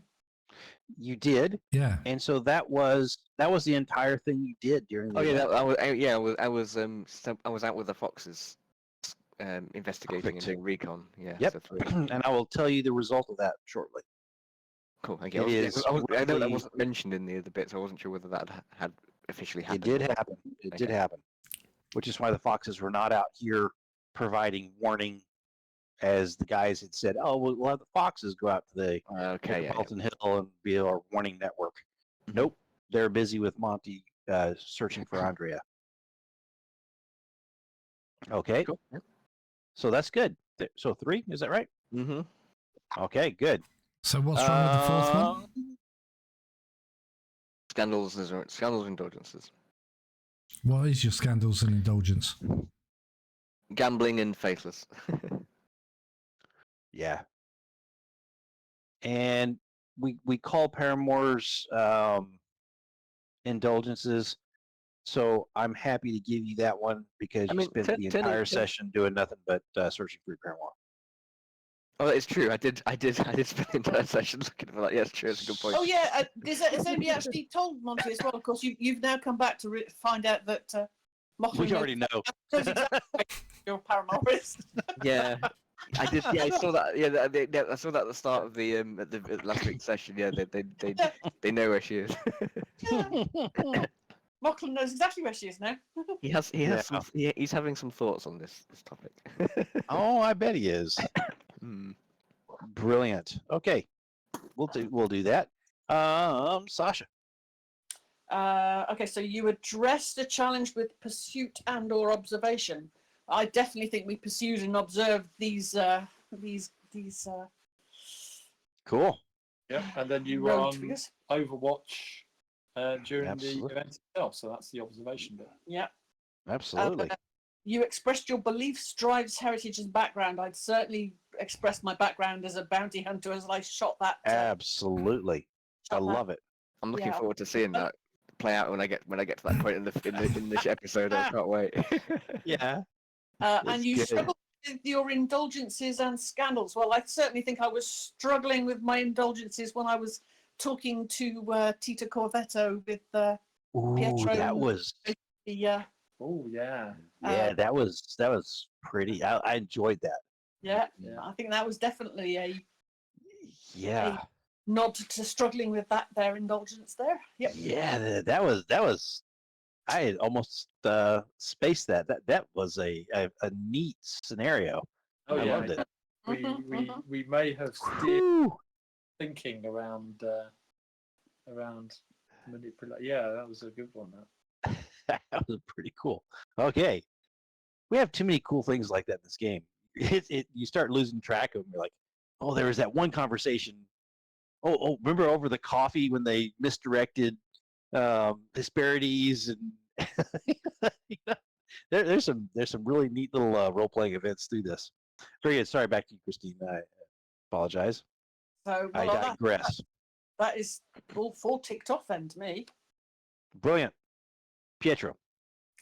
Yeah, sorry, I just remembered, coterie wise, we have an extra XP trigger. Waters.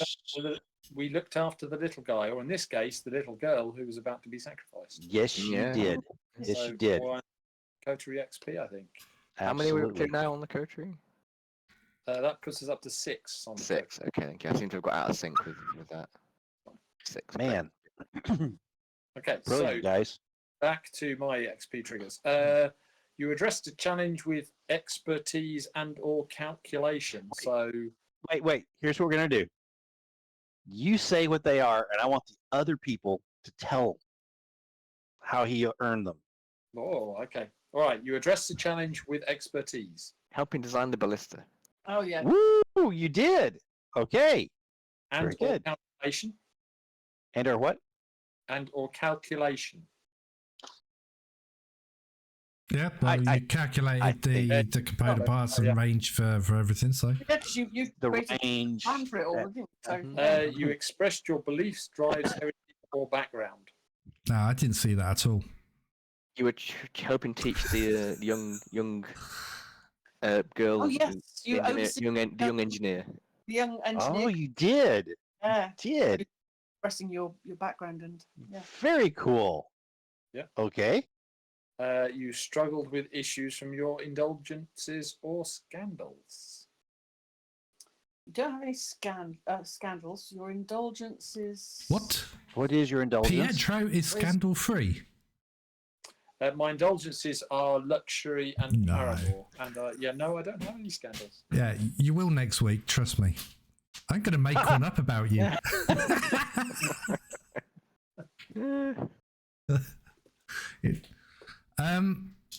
I can't think that if you've got no scandals or indulgence, and you didn't have any problems with your indulgences, so Okay, Pietro, you can jump in if you would like. No, I mean I can't really see that one either. So no. Fair enough. We didn't do Fair enough. we didn't do anything from the downtime from the Lady of Roses summoning, did we? So No, that was all Felix. could actually benefit because she is a nice looking sexy fox. So you might have had a moment of temptation for an indulgence, which would have led to a scandal. Wow, we're stretching here. We're stretching. But very good. Good try. 3 points, I think. Okay, very good. Oh, yeah. Okay. Who has not gone? Mochlain. Yeah, I've got three XP. That's it. Like Pete, I did not struggle from an indulgence or any of my 2 scandals. So, Having a paramour in distress is terrible for the character, but it gives you XP. Yeah, it although- does. Yeah, it does. Yeah, it does. Yeah, I mean, Brilliant. in actual Okay. fact, I can categorically state I did not struggle. I let one of my scandals actually come out, and that's the Faithless with the Mercies. So I didn't struggle with that at all. I just there you go. So I know that I've done the arcane knowledge and or power because Hesperides' daughter I used magic, arcane knowledge Oh, too, yeah, you did. and all the rest of it. And my beliefs, drives, heritage, and background. Again, Hesperides' daughter, and the urchin on the table. You know, Yep. so 3 XP. That's it. But that does mean my XP trigger, because of my desperate roll, Yeah. is full. Hey. So I can rank up any skill that I wish, can't I? In that particular one. No, because it's character XP. Oh, no, if in No. character, you take a new special ability. Yeah. A new special ability. Yeah. And I will say this, Rob, when it's a desperate, it's in the skill. Okay. So if you bring up your character sheet, I'm going to do this really quick. If I Oh, were right. smart, Okay. I Yeah. would've In done- that case, no, I'm not full then. I'm 1 point off full. So what was just a the minute. desperate Mochlain, roll for? Wait a second. So on desperate rolls, what happens is if you see the line of diamonds above body, mind, and spirit, you Yeah. put one in there. Okay? Yeah. Because It you was made body. It was a body move. It was maneuver. So that was the desperate roll. Yeah, it so was. it goes into body. Right. So you Yeah. put it in there. Gotcha. Okay. I just saw the So you mark may be XP one off. and that was it. Yeah. Yep. And when that is full, you can put a dot into any of the 4 skills underneath it. Yeah. Yes. Yeah. All right. Okay, we're going to take a 5-minute break, if you don't mind, Mochlain, and we will come back and start doing our downtime activities. Brilliant. Okay. In a moment. We on break?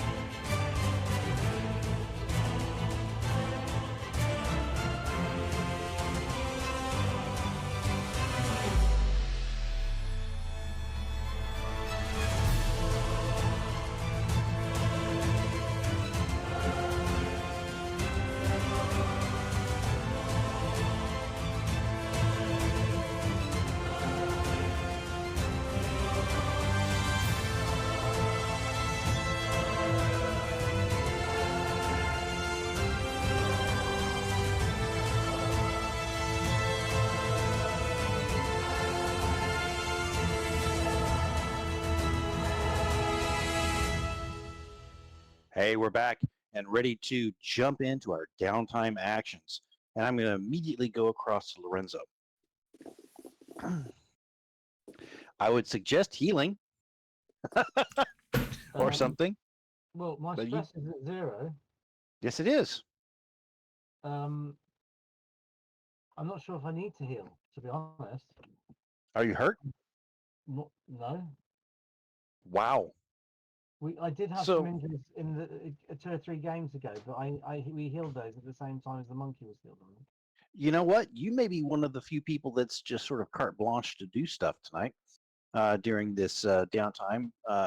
Though you have taken your first major wound towards death as far as your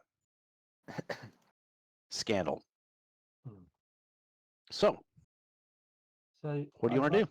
I'd like to train my mind. Your what? My Mime? mind. I like to train Mind. in Mind. mind. Oh, gosh. I don't know why I would have thought that he said he was training his mime. Mind. I was there. I was going to go for it and just follow through.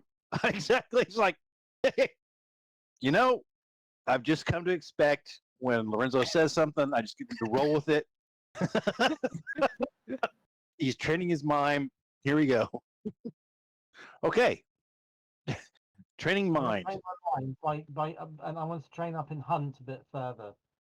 So you're I'm- training in mind. So Yeah. okay. So when we're dealing with this on the character sheet, What I'd like to do is train up in hunt. So I'm going to go fishing. go fishing. Yeah. That's actually an interesting one for a couple of enough. reasons. Okay. So you basically put an extra dot in mind at this point. So you're up to 3. In the harbor, as you are punting out in your small boat to do this, you can see where the dissection of the giant creature is still going on. This creature that was brought in by Sasha's paramour, the monster, when he overcame this thing, and it is a weird, bloated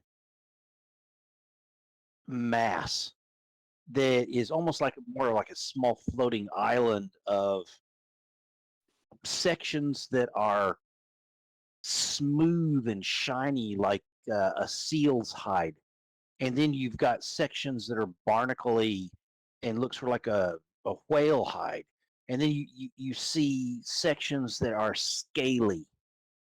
It baffles the mind. If we were playing Call of Cthulhu, you might make a sanity roll. However, it is a freaky thing, and from it, in many different directions, floating on the surface are these arms with pod-shaped endings that are full of serrated teeth. And you can see that there's numerous people that are sort of crawling over this thing and studying it from the university and things like that.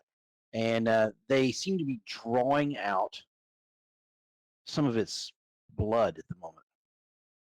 There's a pump and some. So, It's just pretty gross. But you catch a lot of stuff and get your experience point. Go ahead. so I've got my experience point in mind, but I'd like to use consort skills and go and talk to them and try and gain some information about what they're doing, what they've found so far, what their ideas of where this thing may have come from, its weaknesses. I'm on a general, find out a bit more information. Got it. So as you approach, you get sort of waved off. Hey, this is university business, but you still talk to the person who's standing there waving you off, and he's probably a upper level student who's been conscripted to do this, and he's happy to talk because he's darn bored sitting out on this boat at the edge of it. And so the questions I heard, first, they have no idea where this came from. They've never seen anything like it. However, it has the foul stench of knackery about it. And they think that its vita could be very valuable for the School of Knacks to do amazing things with. Do I still have the one in the do we still have parts of one that was in Rob's bed? No, that was one of the lobster folks. No, sadly. They're not interested in that. You didn't. Do you tell them that you've seen these lobster creatures? Yep. Oh, he's very, very interested. He takes notes as you describe them, and he says, "Is there a way that we could contact you for more information?" Yes, of course. Yep. So. All right. So he takes your information so that he can the university can come talk to you about these creatures. Very good. So we'll skip over to Sasha. Okay. I think I'm going to be reducing a bit of stress. I cannot imagine. I think I'm going to indulge a little bit with my paramour. Try and, Absolutely.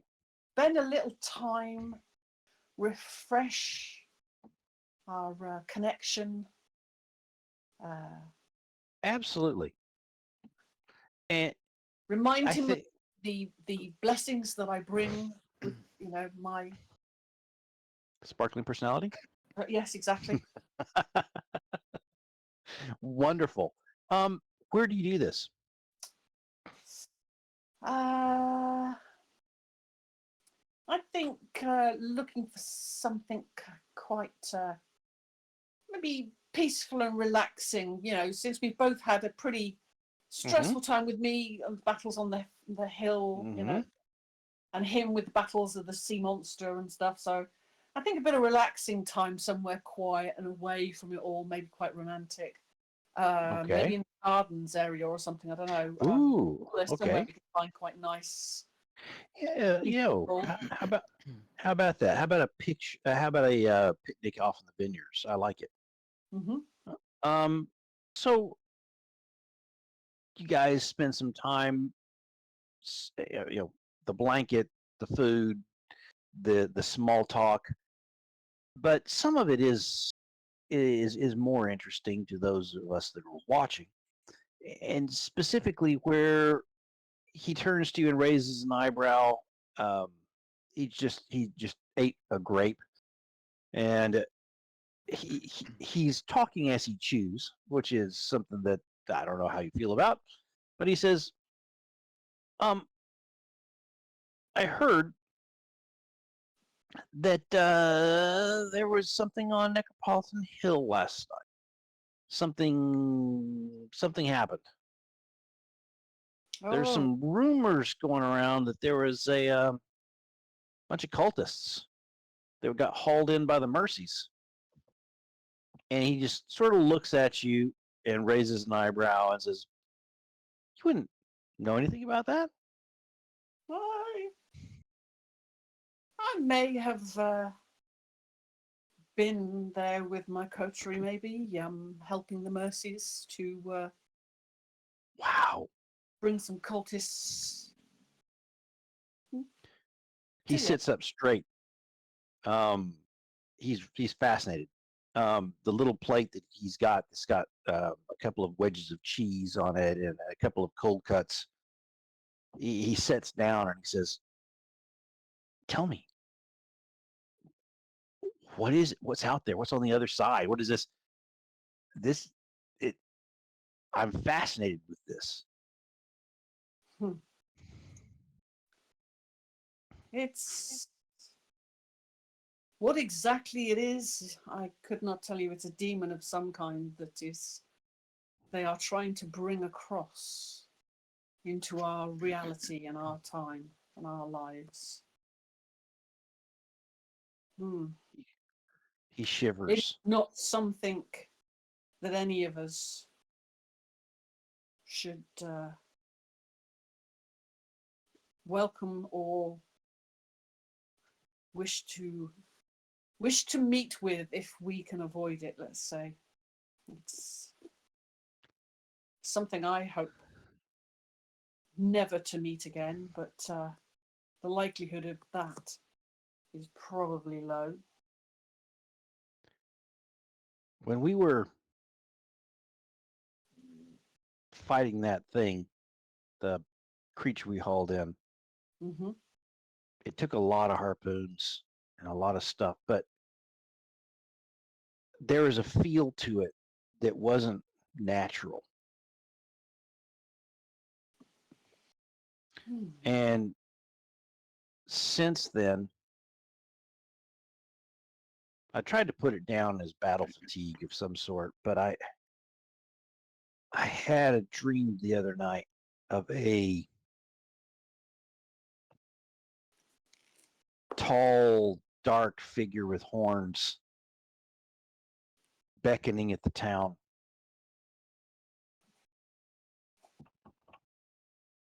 I don't know. He was standing on a hill beckoning down at the town, and I was a tiny creature crawling and trying to hide under a rock when I saw the horror of this thing. Your description of this creature with horns, that is pretty much Argos to a T. He, a tall, Stop. Whoa. Did you say Argos? I did indeed.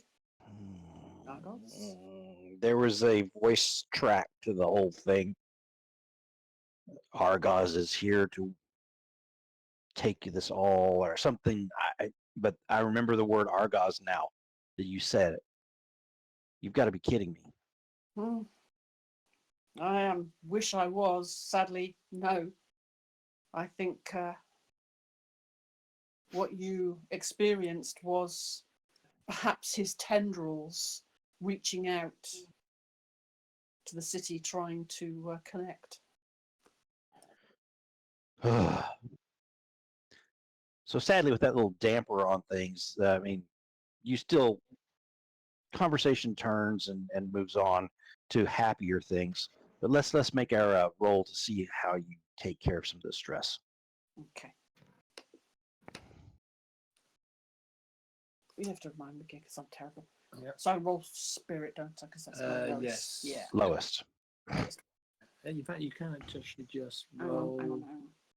Uh, I think you just roll spirit. yeah. No. I thought there was a button for it. Thought there was a spot. Yeah. There is. Hey, look at that. Yeah. Okay. Dodge button. Yeah. What? Indulge button. There's no dodge button. I just click that. Yeah. Yeah. If you want to click the indulge just to see what happens, feel free. But 4 is what you have cleared. Yeah. I will do. Okay. I don't see how indulge works in the sense of. Give it a shot. Let's see what happens. Well, it wouldn't work as far as Paramore's. You're right. Indulge is under the one. Oh, there we go. Yeah, Indulge. I'm So not that's to reduce it, and it's interesting. And it did only roll 1 die, so that would have been correct. Yeah. However, we'll go with the first one just to be that way. Yeah. So 4, you have reduced by 4. Pietro. Fortune button as well. Yeah. So Pietro is also going to indulge to release some stress. How do you choose to do so? So Hey, Martin just jumped back into view. That's awesome. I mean, I can still hear you. it's not his particular indulgence as listed on the character sheet, but he's thinking that he was quite impressed with this young urchin girl and how she was doing. So he thought he might do some teaching. I will allow that as training.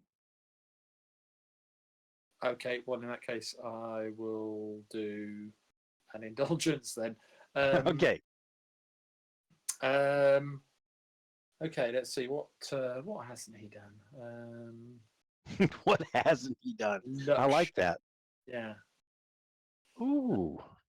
You've been to the theatre. You've Been been to to a theatre, wine concert, tasting, poetry reading, music. Mm. music. Actually, You've been to art. You've been. Yeah. You've done that. Indulgence. Have Do you remember? Do you remember your paramour as an indulgence as well? yeah. No, you haven't been to the circus. No, you no, You could go to the circus, see if they're missing a bear.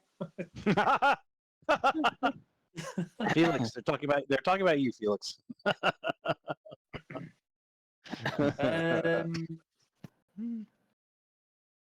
I think he's going to go for a very fine meal. The top end. Do you wish to roll your paramour into that just to be Yes. Yeah. fair enough? She has not been to this place. What do you think the name of this place is, and what cuisine are we talking? In actual fact, so rather than going to the restaurant because I'm concerned you might feel uncomfortable, what I'm going to do is have a top chef come and cook for us. Well played. Well played. Okay. Very good. What do you guys have? I think we're probably going to, let's see, what should we do? Probably going to start with Lobster. Yeah, lobster. Always start with lobster. We're gonna have lobster. Yeah, A full one laid out all across the bed. a seafood platter.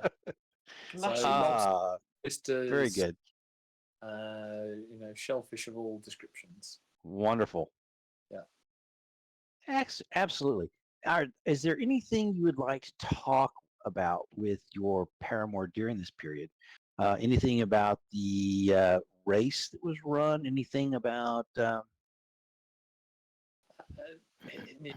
can't think of anything, and in the interest of moving things along, I'll say no. Fair enough. Okay, go ahead and make your roll.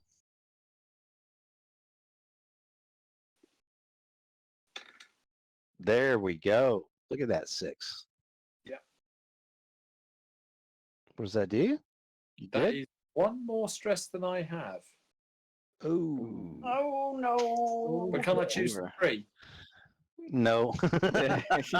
Actually, I think you should, because what's the point of having the 2 die. the 2?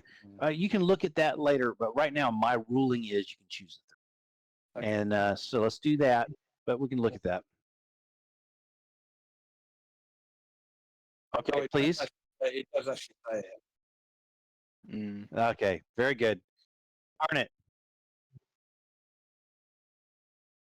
So you can thank Rob Yeah. for helping you out. Sort of like you the other night in D&D going, if we move through one of our own people's square, that counts as hard terrain. So it's going to be too hard for us to get out of this room with the monster. I must admit, the rule. You're absolutely right. That is the rule as written. I think it's a weird one because it penalises. It means that basically later on in the game, as you acquire more points, you'll end up with more chances to situations with more stress. Yeah, that's sort of what I was thinking. It gives you less. It takes away your agency. Stress is the thing that gives you agency, and it takes away your agency, which I don't like. So, yeah, fair enough. So,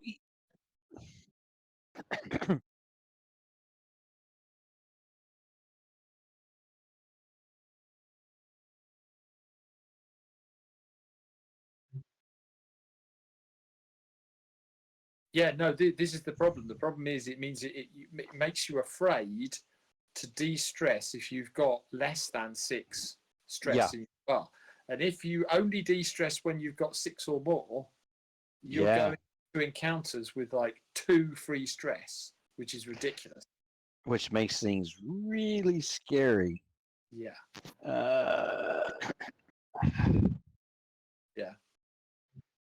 Isn't there something about if you've got a scandal or something, you have to de-stress?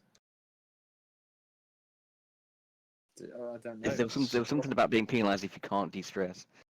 Oh, I Yeah, don't know. there is where you actually start having problems. Yeah. Yeah. Um.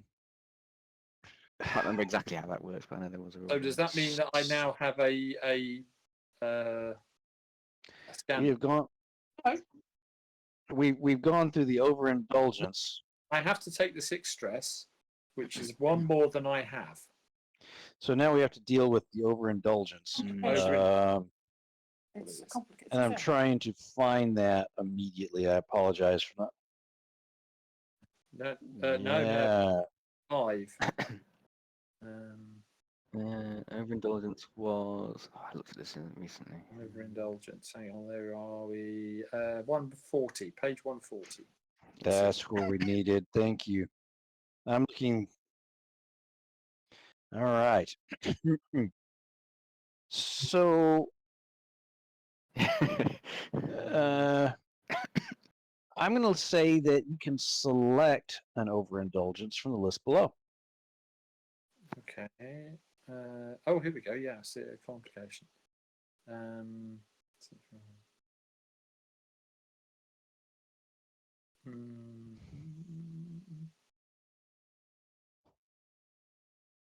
you lose a downtime activity or something? Yeah, I mean, for instance, if you Yeah, I'll lose. chose, I'll do a favor. Lose a downtime action. okay, That's what I did last time. Well, yeah, because you do have so much that you can Yeah. spend to cover down. So that's not a terrible thing.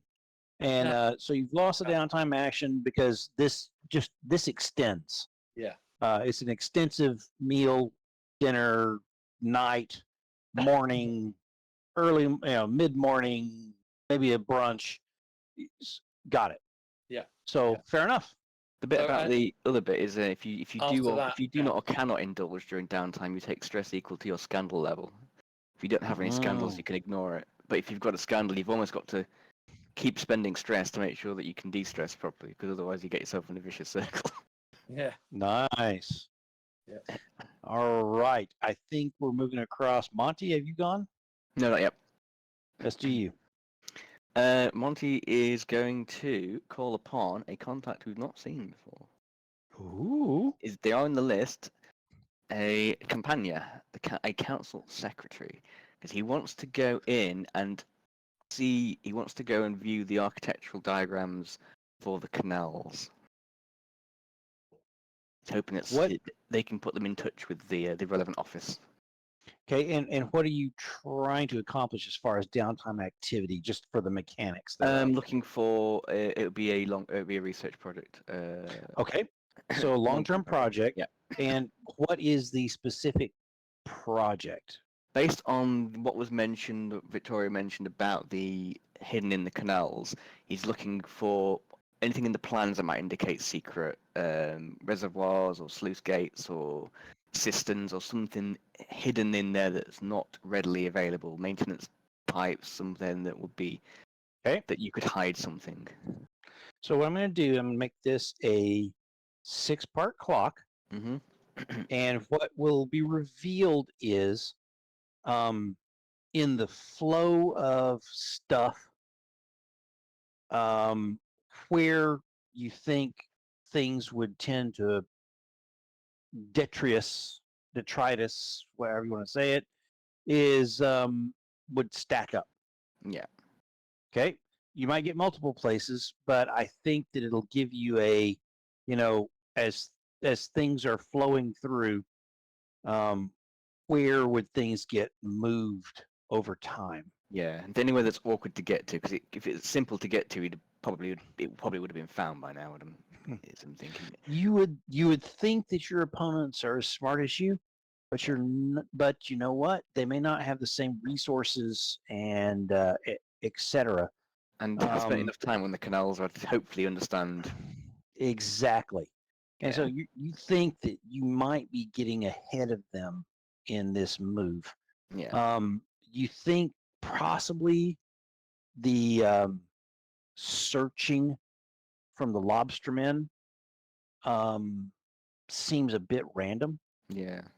and maybe a bit uncontrolled as opposed to physically trying to get down and do some searches. Yeah. Yeah. I mean, he's quite prepared to go down and stop swimming about, but I'm not sure. It sounds like someone who's a knack tried to come up with a solution that is a knackery solution Yeah. to search the canals. Yeah.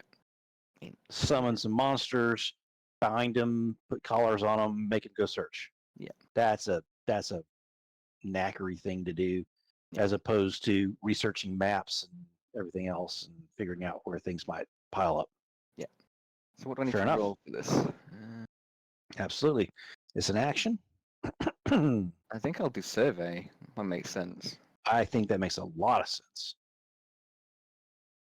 So. Towards this 6-part clock, let's see your roll. It's not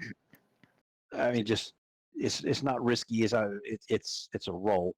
So just put whatever you want in there. Can I spend any stress to change anything at this point? Or... I don't think you can. Okay, nothing influence wise.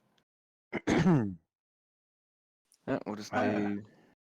Can one of us give up a Yes, absolutely. to Someone help? could give up. Someone could give up one of their activities Yep, and give him a die. I will do that. I'm Thank giving you up very one of my much. is to So basically assist Monty in his search this information. I like it.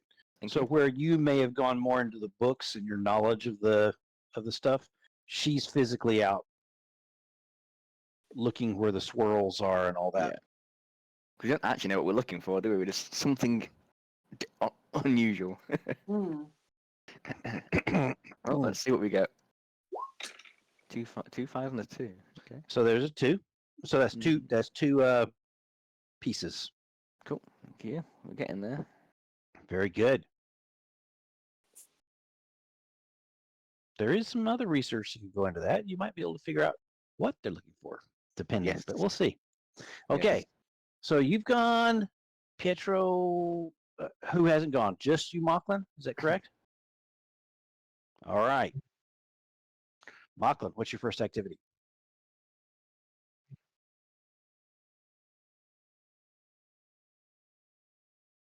Very good. So here's the deal. I need you to look at your house and see what type of healer you've got. Whether it's a doctor or whether it's a grace. Grace. Yeah, it's a grace. Grace. By the way, that's exactly what you need, because your healing is magical. Your blood has, if you were to look at it under a microscope, it would have some sludge in it that is almost sentient and is probing around and moving, and you can almost feel it in your body. When you were touched by Argaz, it was a serious touch. It was you've not felt right at all since.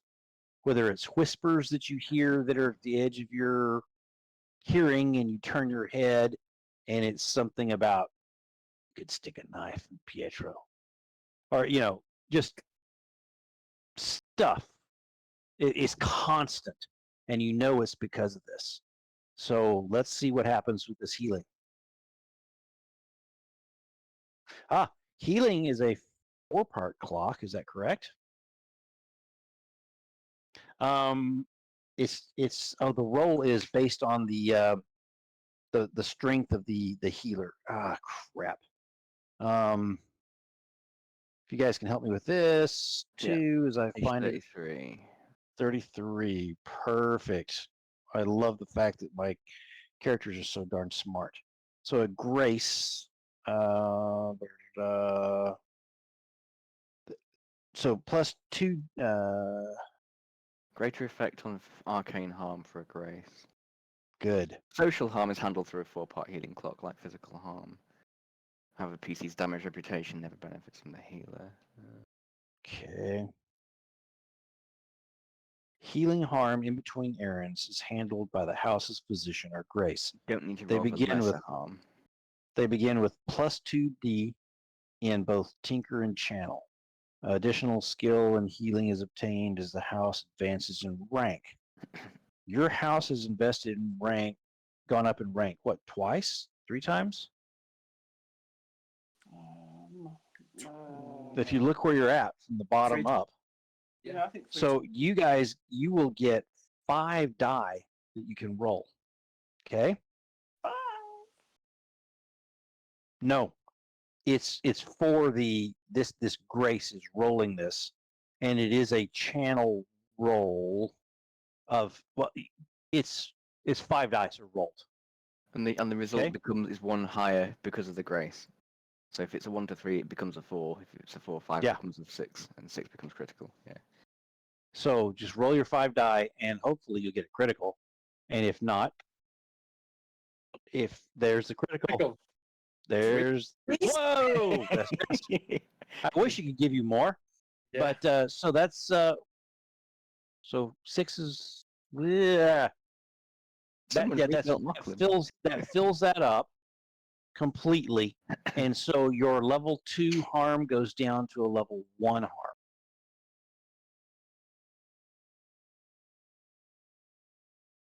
Level 1 just goes away. Yeah. Okay, so let's drop one of those off. When level 1s disappear between. Yes. Listen, level 1s disappear between errands. Level 1s disappear. Okay, so your level 1s are gone. So you now have a level 1 that's scorched blood that will go away the following session. But the other 2 are gone.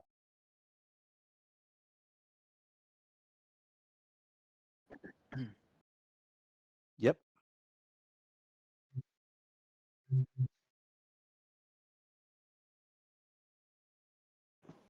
Okay.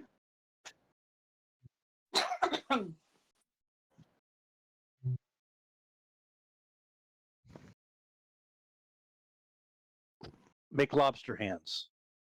No, okay. No.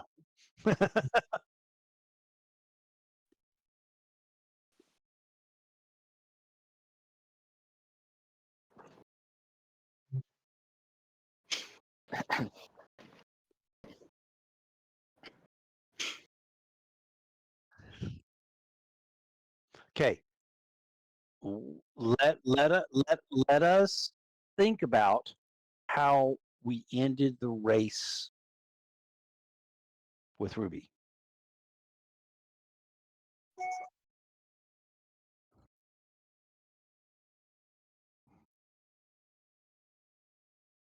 Oh, you're gonna avoid her?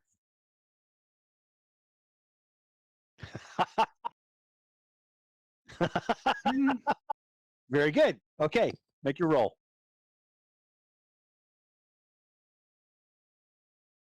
For indulgence, yep, you just click that baby. 2, yay! That's going to help you out. Okay, you've had your first indulgence plus a stress. Let's move back across to Lorenzo.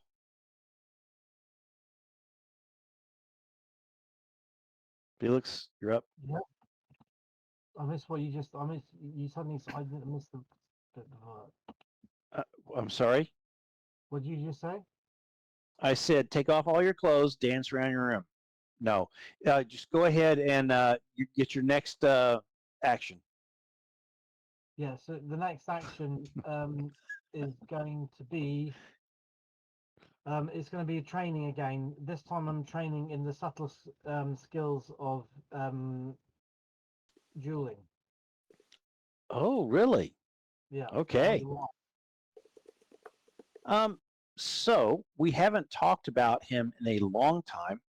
However, your house main duelist, who used to be your handler to some extent, is available. Pietro, what's his name again? I would have to. We're going all the way back to. I'll get there. I've got his name. Oh, good grief! Come here. Oh, I did it the wrong way.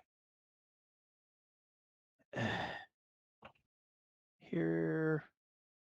Boom. Sebastian. Oh, nope. What is his name?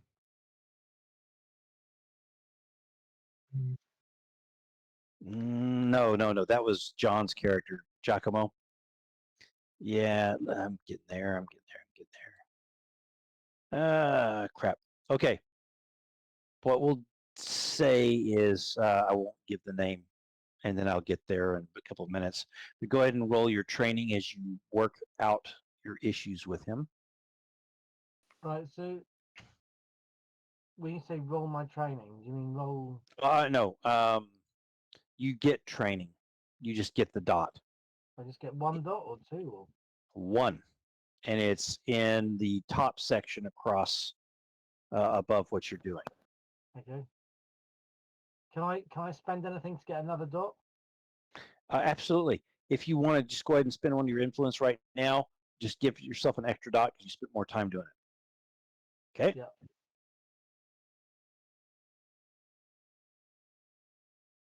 Let me find him here. Bum.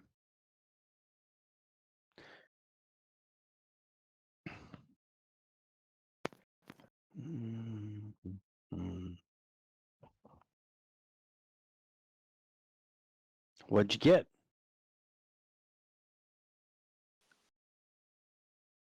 Got 2 dots. All right. Let's move across. Sasha.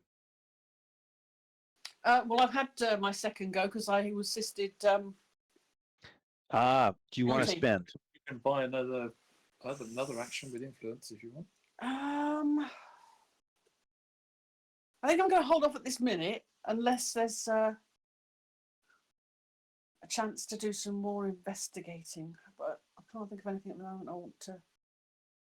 You have a major event coming up. Yeah, we've got to try and rescue Moon de Lavelle. Oh, okay. So what are you thinking? What's your thinking? So Naldo is the man that you trained with. I apologize. It took me a while to find him. Remember old Naldo? Yep. The blade master for your house. Okay. I don't know. I suppose we could find out.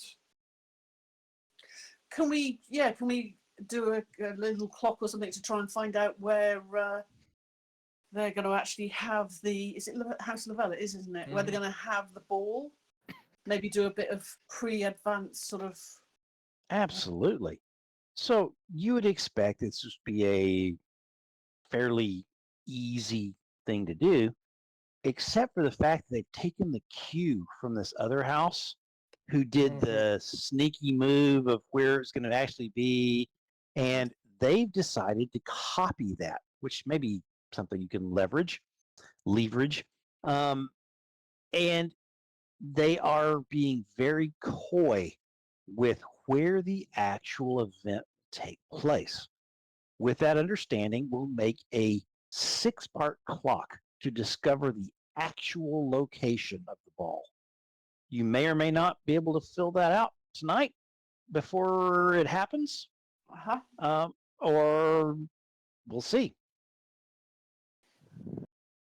So what do you do to make your first action?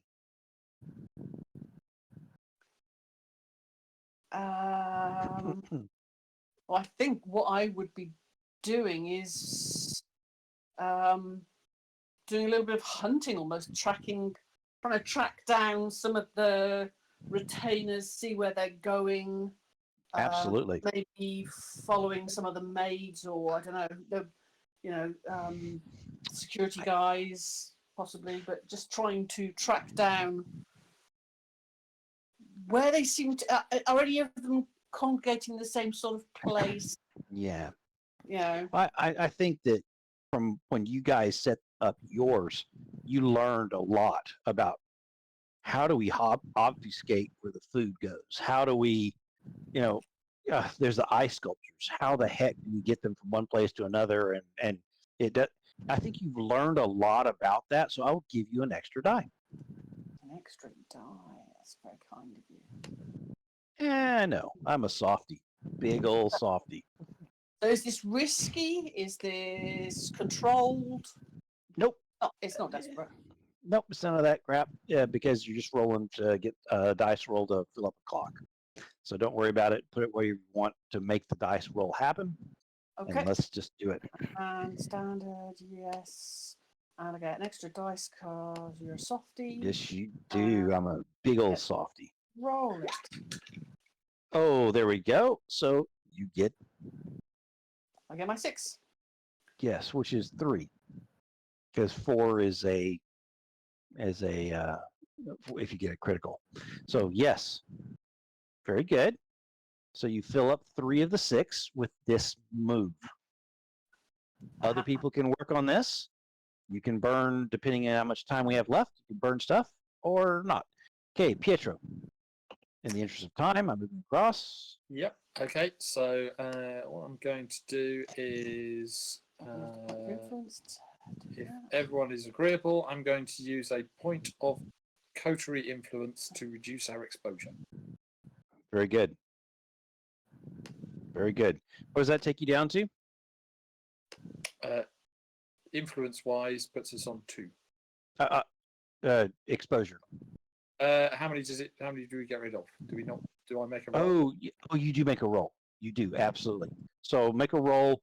I'm not going to go too in depth on how you go about doing this. I assume you're doing it. Just give me a roll that's one of your skills. Is it fortune? I don't know. There's a button here. Yeah, but I have no idea what it does. Hang on, let me look it up. Let me look up fortune. That's perfectly fine. Fortune roll 38, 39. 38, 39. That's It's a interesting. tool the GM can use to aid in decision making.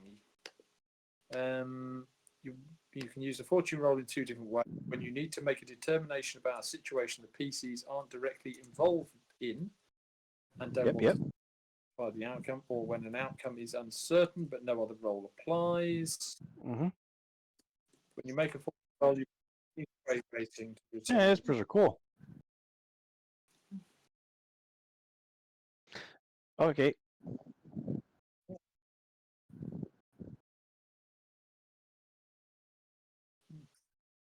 Yeah, I don't know where the dice come from. That's fine. I'm gonna make I don't. roll, I don't think. Go ahead. To reduce our exposure. There we go. Yeah. Anyway, 2. A bit. Oh, yeah, a bit. I guess is the answer. How much? 1. By 1. Okay. Okay, so that was my action. Very good. Who's next? I think Monty. Yep. Unless I can go to unless I can look at some seafood on the way to the gambling house to take a couple of extra stress en route. Yeah. I think going at 4 is probably a little risky. So I'm going to dive back into the maps and the plans again. Okay.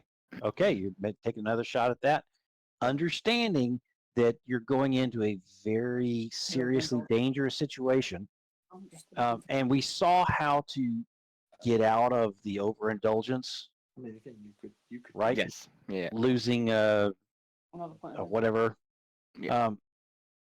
So, yeah, go for it. Do as you please. Yeah, on the flip side, I don't want some giant blood magic demon coming through and killing everybody. Fair enough. So no bonus stats for this one because it's just me. Yeah. Oh, another There's a 6. There you go. So that's a 3. full. Yeah, absolutely. So what are you going to do with it? Well, I'm adding it to the city plumbing clock that Okay. I've. So you've got one slot left on that? Yeah, Is one that bit right? to find. I might spend. I'll spend some influence and. Yep, you Try may. again. Make another roll. Uh, So you're pretty much guaranteed that you're going to fill this up this time. yeah. So we'll just call it. Actually, no, I want you to roll because it'll help me determine like level of knowledge. Okay, 4 and 5. good. So you have 3 different areas that you think are likely backwaters where things swirl and could settle. Yeah. Okay, and just sort of make a note that you have 3 of these you need to investigate. And by investigate, it may be, difficult, but it is what it is. Okay. Mochlin.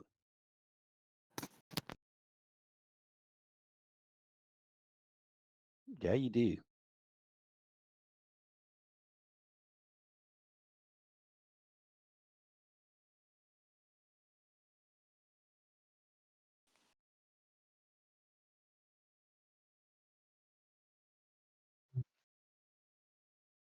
I think you should. What is she doing?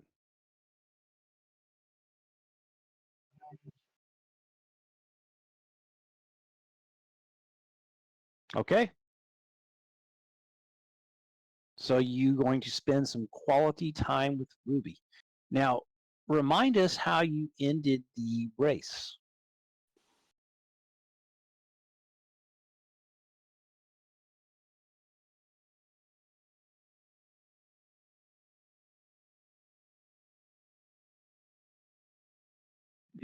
Basically. So,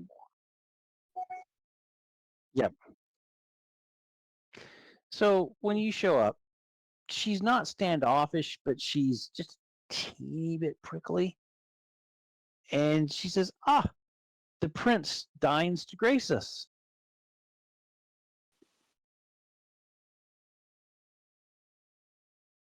It was the royal we, dickhead.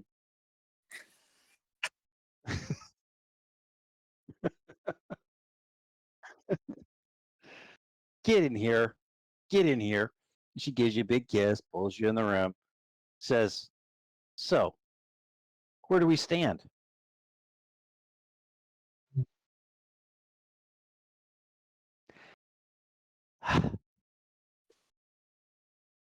Always the charmer. Go ahead and make your roll.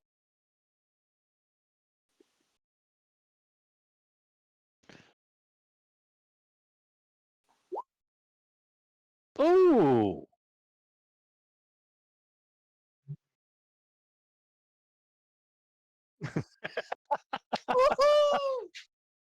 Hey. What horrific things could happen if Rob's stress free? This is awesome. Well. Very good. All right, let us move around. Who has not had 2 actions? Anyone? I think everyone has had their second action. What I would like to do now, and I'll just sort of throw it out there, we're in the last 10-ish minutes here. Who wants to spin something? I see a big wave from Mochlin.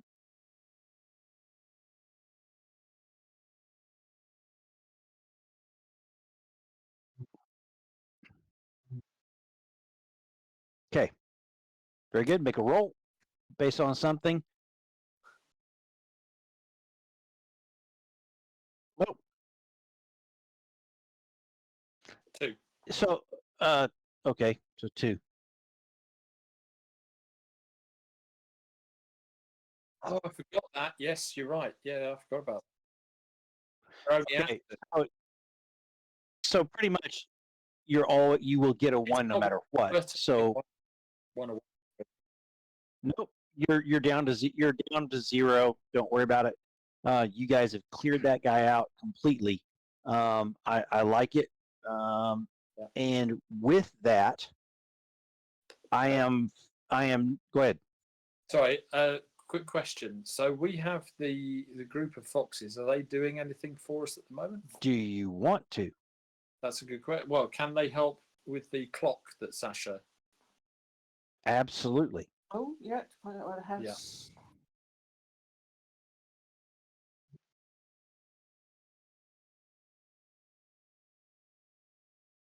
Yeah, we can spend influence, all the influence we have, if you want. Yep. Except the only limit is the sheer amount of time you have before the next event and the sheer amount of time we have left in the game.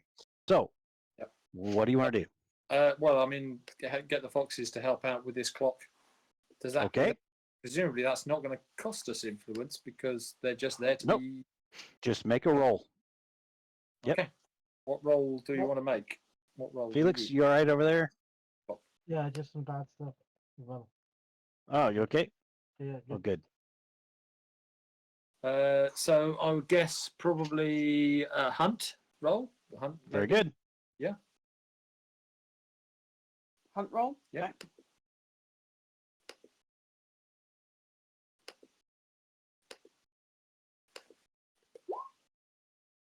There. Look at that. So that's 2 points. 6 is 3. 5 is 2. And Okay. 4 is a 2. Mm-hmm. So That we're was on one 5. piece of One piece away. Spend an influence. Yeah, let's use a coach. Okay. Yeah. Yep. Make a roll just so I know Well, no, I it's mean, automatically going to fill up. automatically filled. Yeah. But I'd like a roll just sort of give me an idea on what information is provided. And Another roll. Yeah, go for it. yeah, just do it just for jollies, just make me happy. Just click a button, and then okay, got it. And then this was specifically to answer which question again? This was to discover where House Lavelle Exact. is holding the Ball. ball and basically give us some advance Yep. warning of what we might have to prepare for, if you like, for setting the scene for trying to save Moon de Lavelle. Absolutely. So let me take a quick look at something.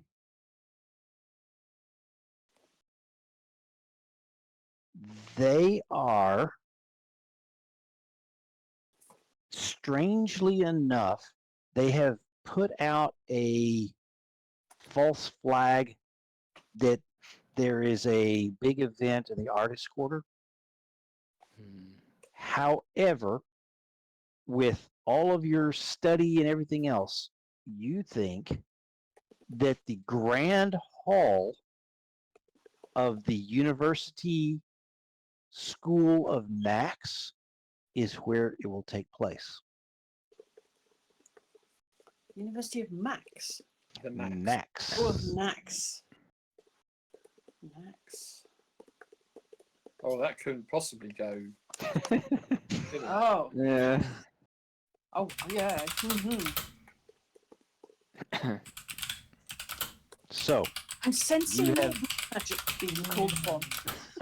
what I will say is, Rob's got a little stress, and this will give you, as you start out next time, as you're doing your rolls to find out information before the actual event, you've got some extra information already, which is good. Okay, we're down to the last 4, 5, 6 minutes. Lorenzo, anything else you want to do for your character? I've used up 2 of my actions, haven't I? Yep, you can can always burn. I'll go and try and chat up my paramour. Okay, and I'll take her to another spa day. very good. you send a message and she meets you outside of her house instead of going up to House Lavelle. This will take the rest of the time, guys. We're just going to carry this out. She says, as she takes your arm, congratulations on your engagement. Why, thank you. And she Oh, thank looks at you side-eyed as you're walking towards the spa day. So, what exactly are your intentions? To get out of it. She chuckles at your bluntness. She says, I don't personally know why this important person in my life has done this. I have suspicions. She wants me to take out Cosimo. She nods. So if I can manage that, then I'll be free. That's fair enough. She knows many things. She knows more things than she should. I would expect that this particular entanglement is also to put pressure on me for a couple of things. What's She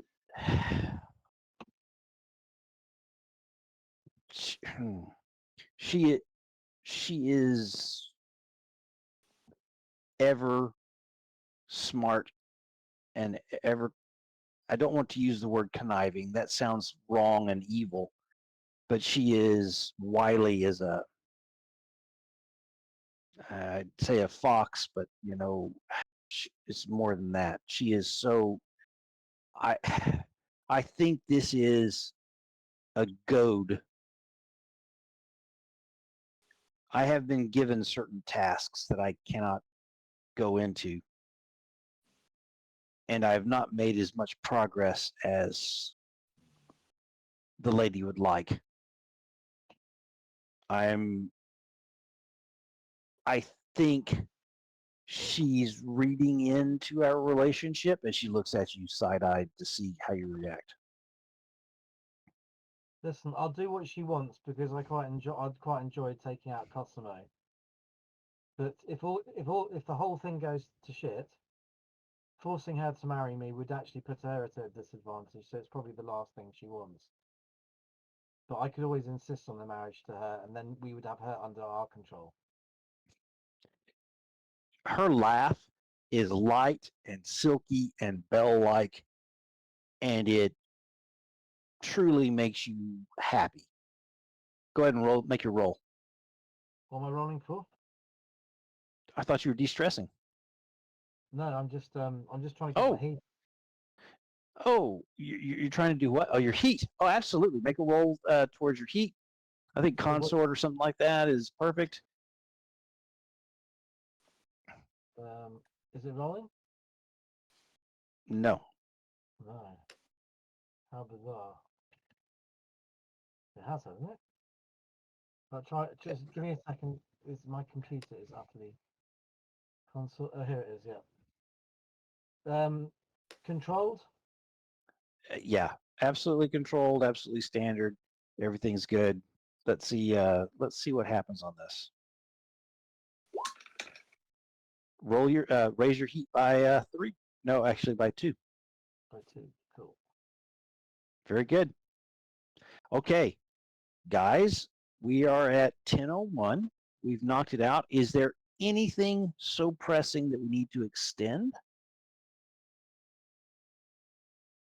I was personally slightly surprised that very little, aside from locating where the event's going to happen, was spent towards that during downtime. but I do realize that everyone had pressing matters to deal with aside from that. So, Well, I was going to ask if think- anybody else has a clock that I can spend more influence to try and assist to clear up. And I was also going to spend influence. Where's my notes? Because Argos says he can feel the pulse. So I was going to ask what the pulse is. And if the ritual wasn't for Argos, oh yeah, we know that the one-eyed man knows about it. So I was going to set up a clock to find the one-eyed man. okay. I think that's a go ahead and spin the influence, set up the clock. It's going to be an 8-part clock to determine sort of the identity and location of the one-eyed man that you've seen over and over. There's plenty of angles and avenues to go after figuring out who this person is. Okay? So Easy that's to describe coterie, well, so- character. And you also have like residual magic stuff and things like that you have that are probably connected to him. There's many ways to go after chasing this guy down. So And go ahead. Also, I'm going to just sort of say when I come back from my afternoon on the hill with Yep. Laura, I'm going to basically be letting Mochlain and Pietro and Monty and Felix know about the dream that Jura had. Mm. Okay. That's good. Wasn't Lorenzo going to challenge? There was. That was not done. That's interesting. Oh yeah, there was.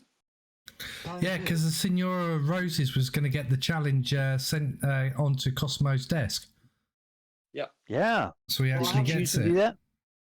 Yeah, I we- haven't heard. I would have thought Cosmo would have challenged me. I was waiting for him to arrive. So you have. I think we ended with the decision that she was going to deliver that, right? Oh, right. Yeah. Yeah, fine. Okay. So you have not heard back yet, which is a tad off. So You would I think need- it would almost be immediate. So I need to send like- I need to send some seconds out. Well, now what you do is you call him out publicly and say he's a coward who refuses to Ooh. meet you on the field of honor. Yeah. And I would definitely send Rob to negotiate how things work for you. Yeah, absolutely, yeah. Does anyone else call him a coward for me, or should I do it myself? No. So that is a sadly pushed off deal. However, Should we do it after the ball? yep, it'll probably be the start of the next season. Because then I'll at least have a downtime and be able to get my my skills back up on mine, so that my hunter Absolutely, and you may well wind up with extra skills and things like that. That's wonderful. You do know from around the horn that the challenge was delivered and received. Just a response has yet to come your way. It's deliberately rude that it hasn't come immediately. It when it arrives a day or so late, it's an added slap. But we'll either show them up in public, or we'll ignore the response. And if it didn't come in before the ball, there's always that. Oh yes, you can always go up to him at the ball and slap him in the face with a glove. Ooh. Yeah, we could put on a little play with the monkey. Yeah, you could go up and have the monkey slap him in the face with a glove. Little tiny glove. Yeah. Wonderful. Okay. Any other pressing things before we hit the punch button until next week. No, I just wanted to, because I did say I was going to spend an influence to get that clock started. So what do I roll? Yep. Oh, you tell me. Channel? Sure. Can I just have ask one quick question as well at the end? Yep. Go ahead, Rob. Roll. 6. There it is. 4.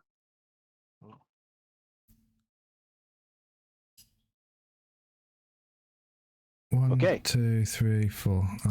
You're going that way, not that way. Okay. So we're halfway on that Good. clock. Yep. Lorenzo. I've got a clock that's half full. I think we may have already dealt with it though. It's implicates House Almari. That's from a long time ago? Wasn't that something to do with their smuggling route or something? Yes. I think it may have been. And that's I been think dealt that with. one may be OBE. Okay. Overcome by events. OBE. Absolutely.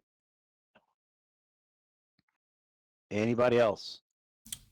Once, twice. All right. Then we will deal with everything next time.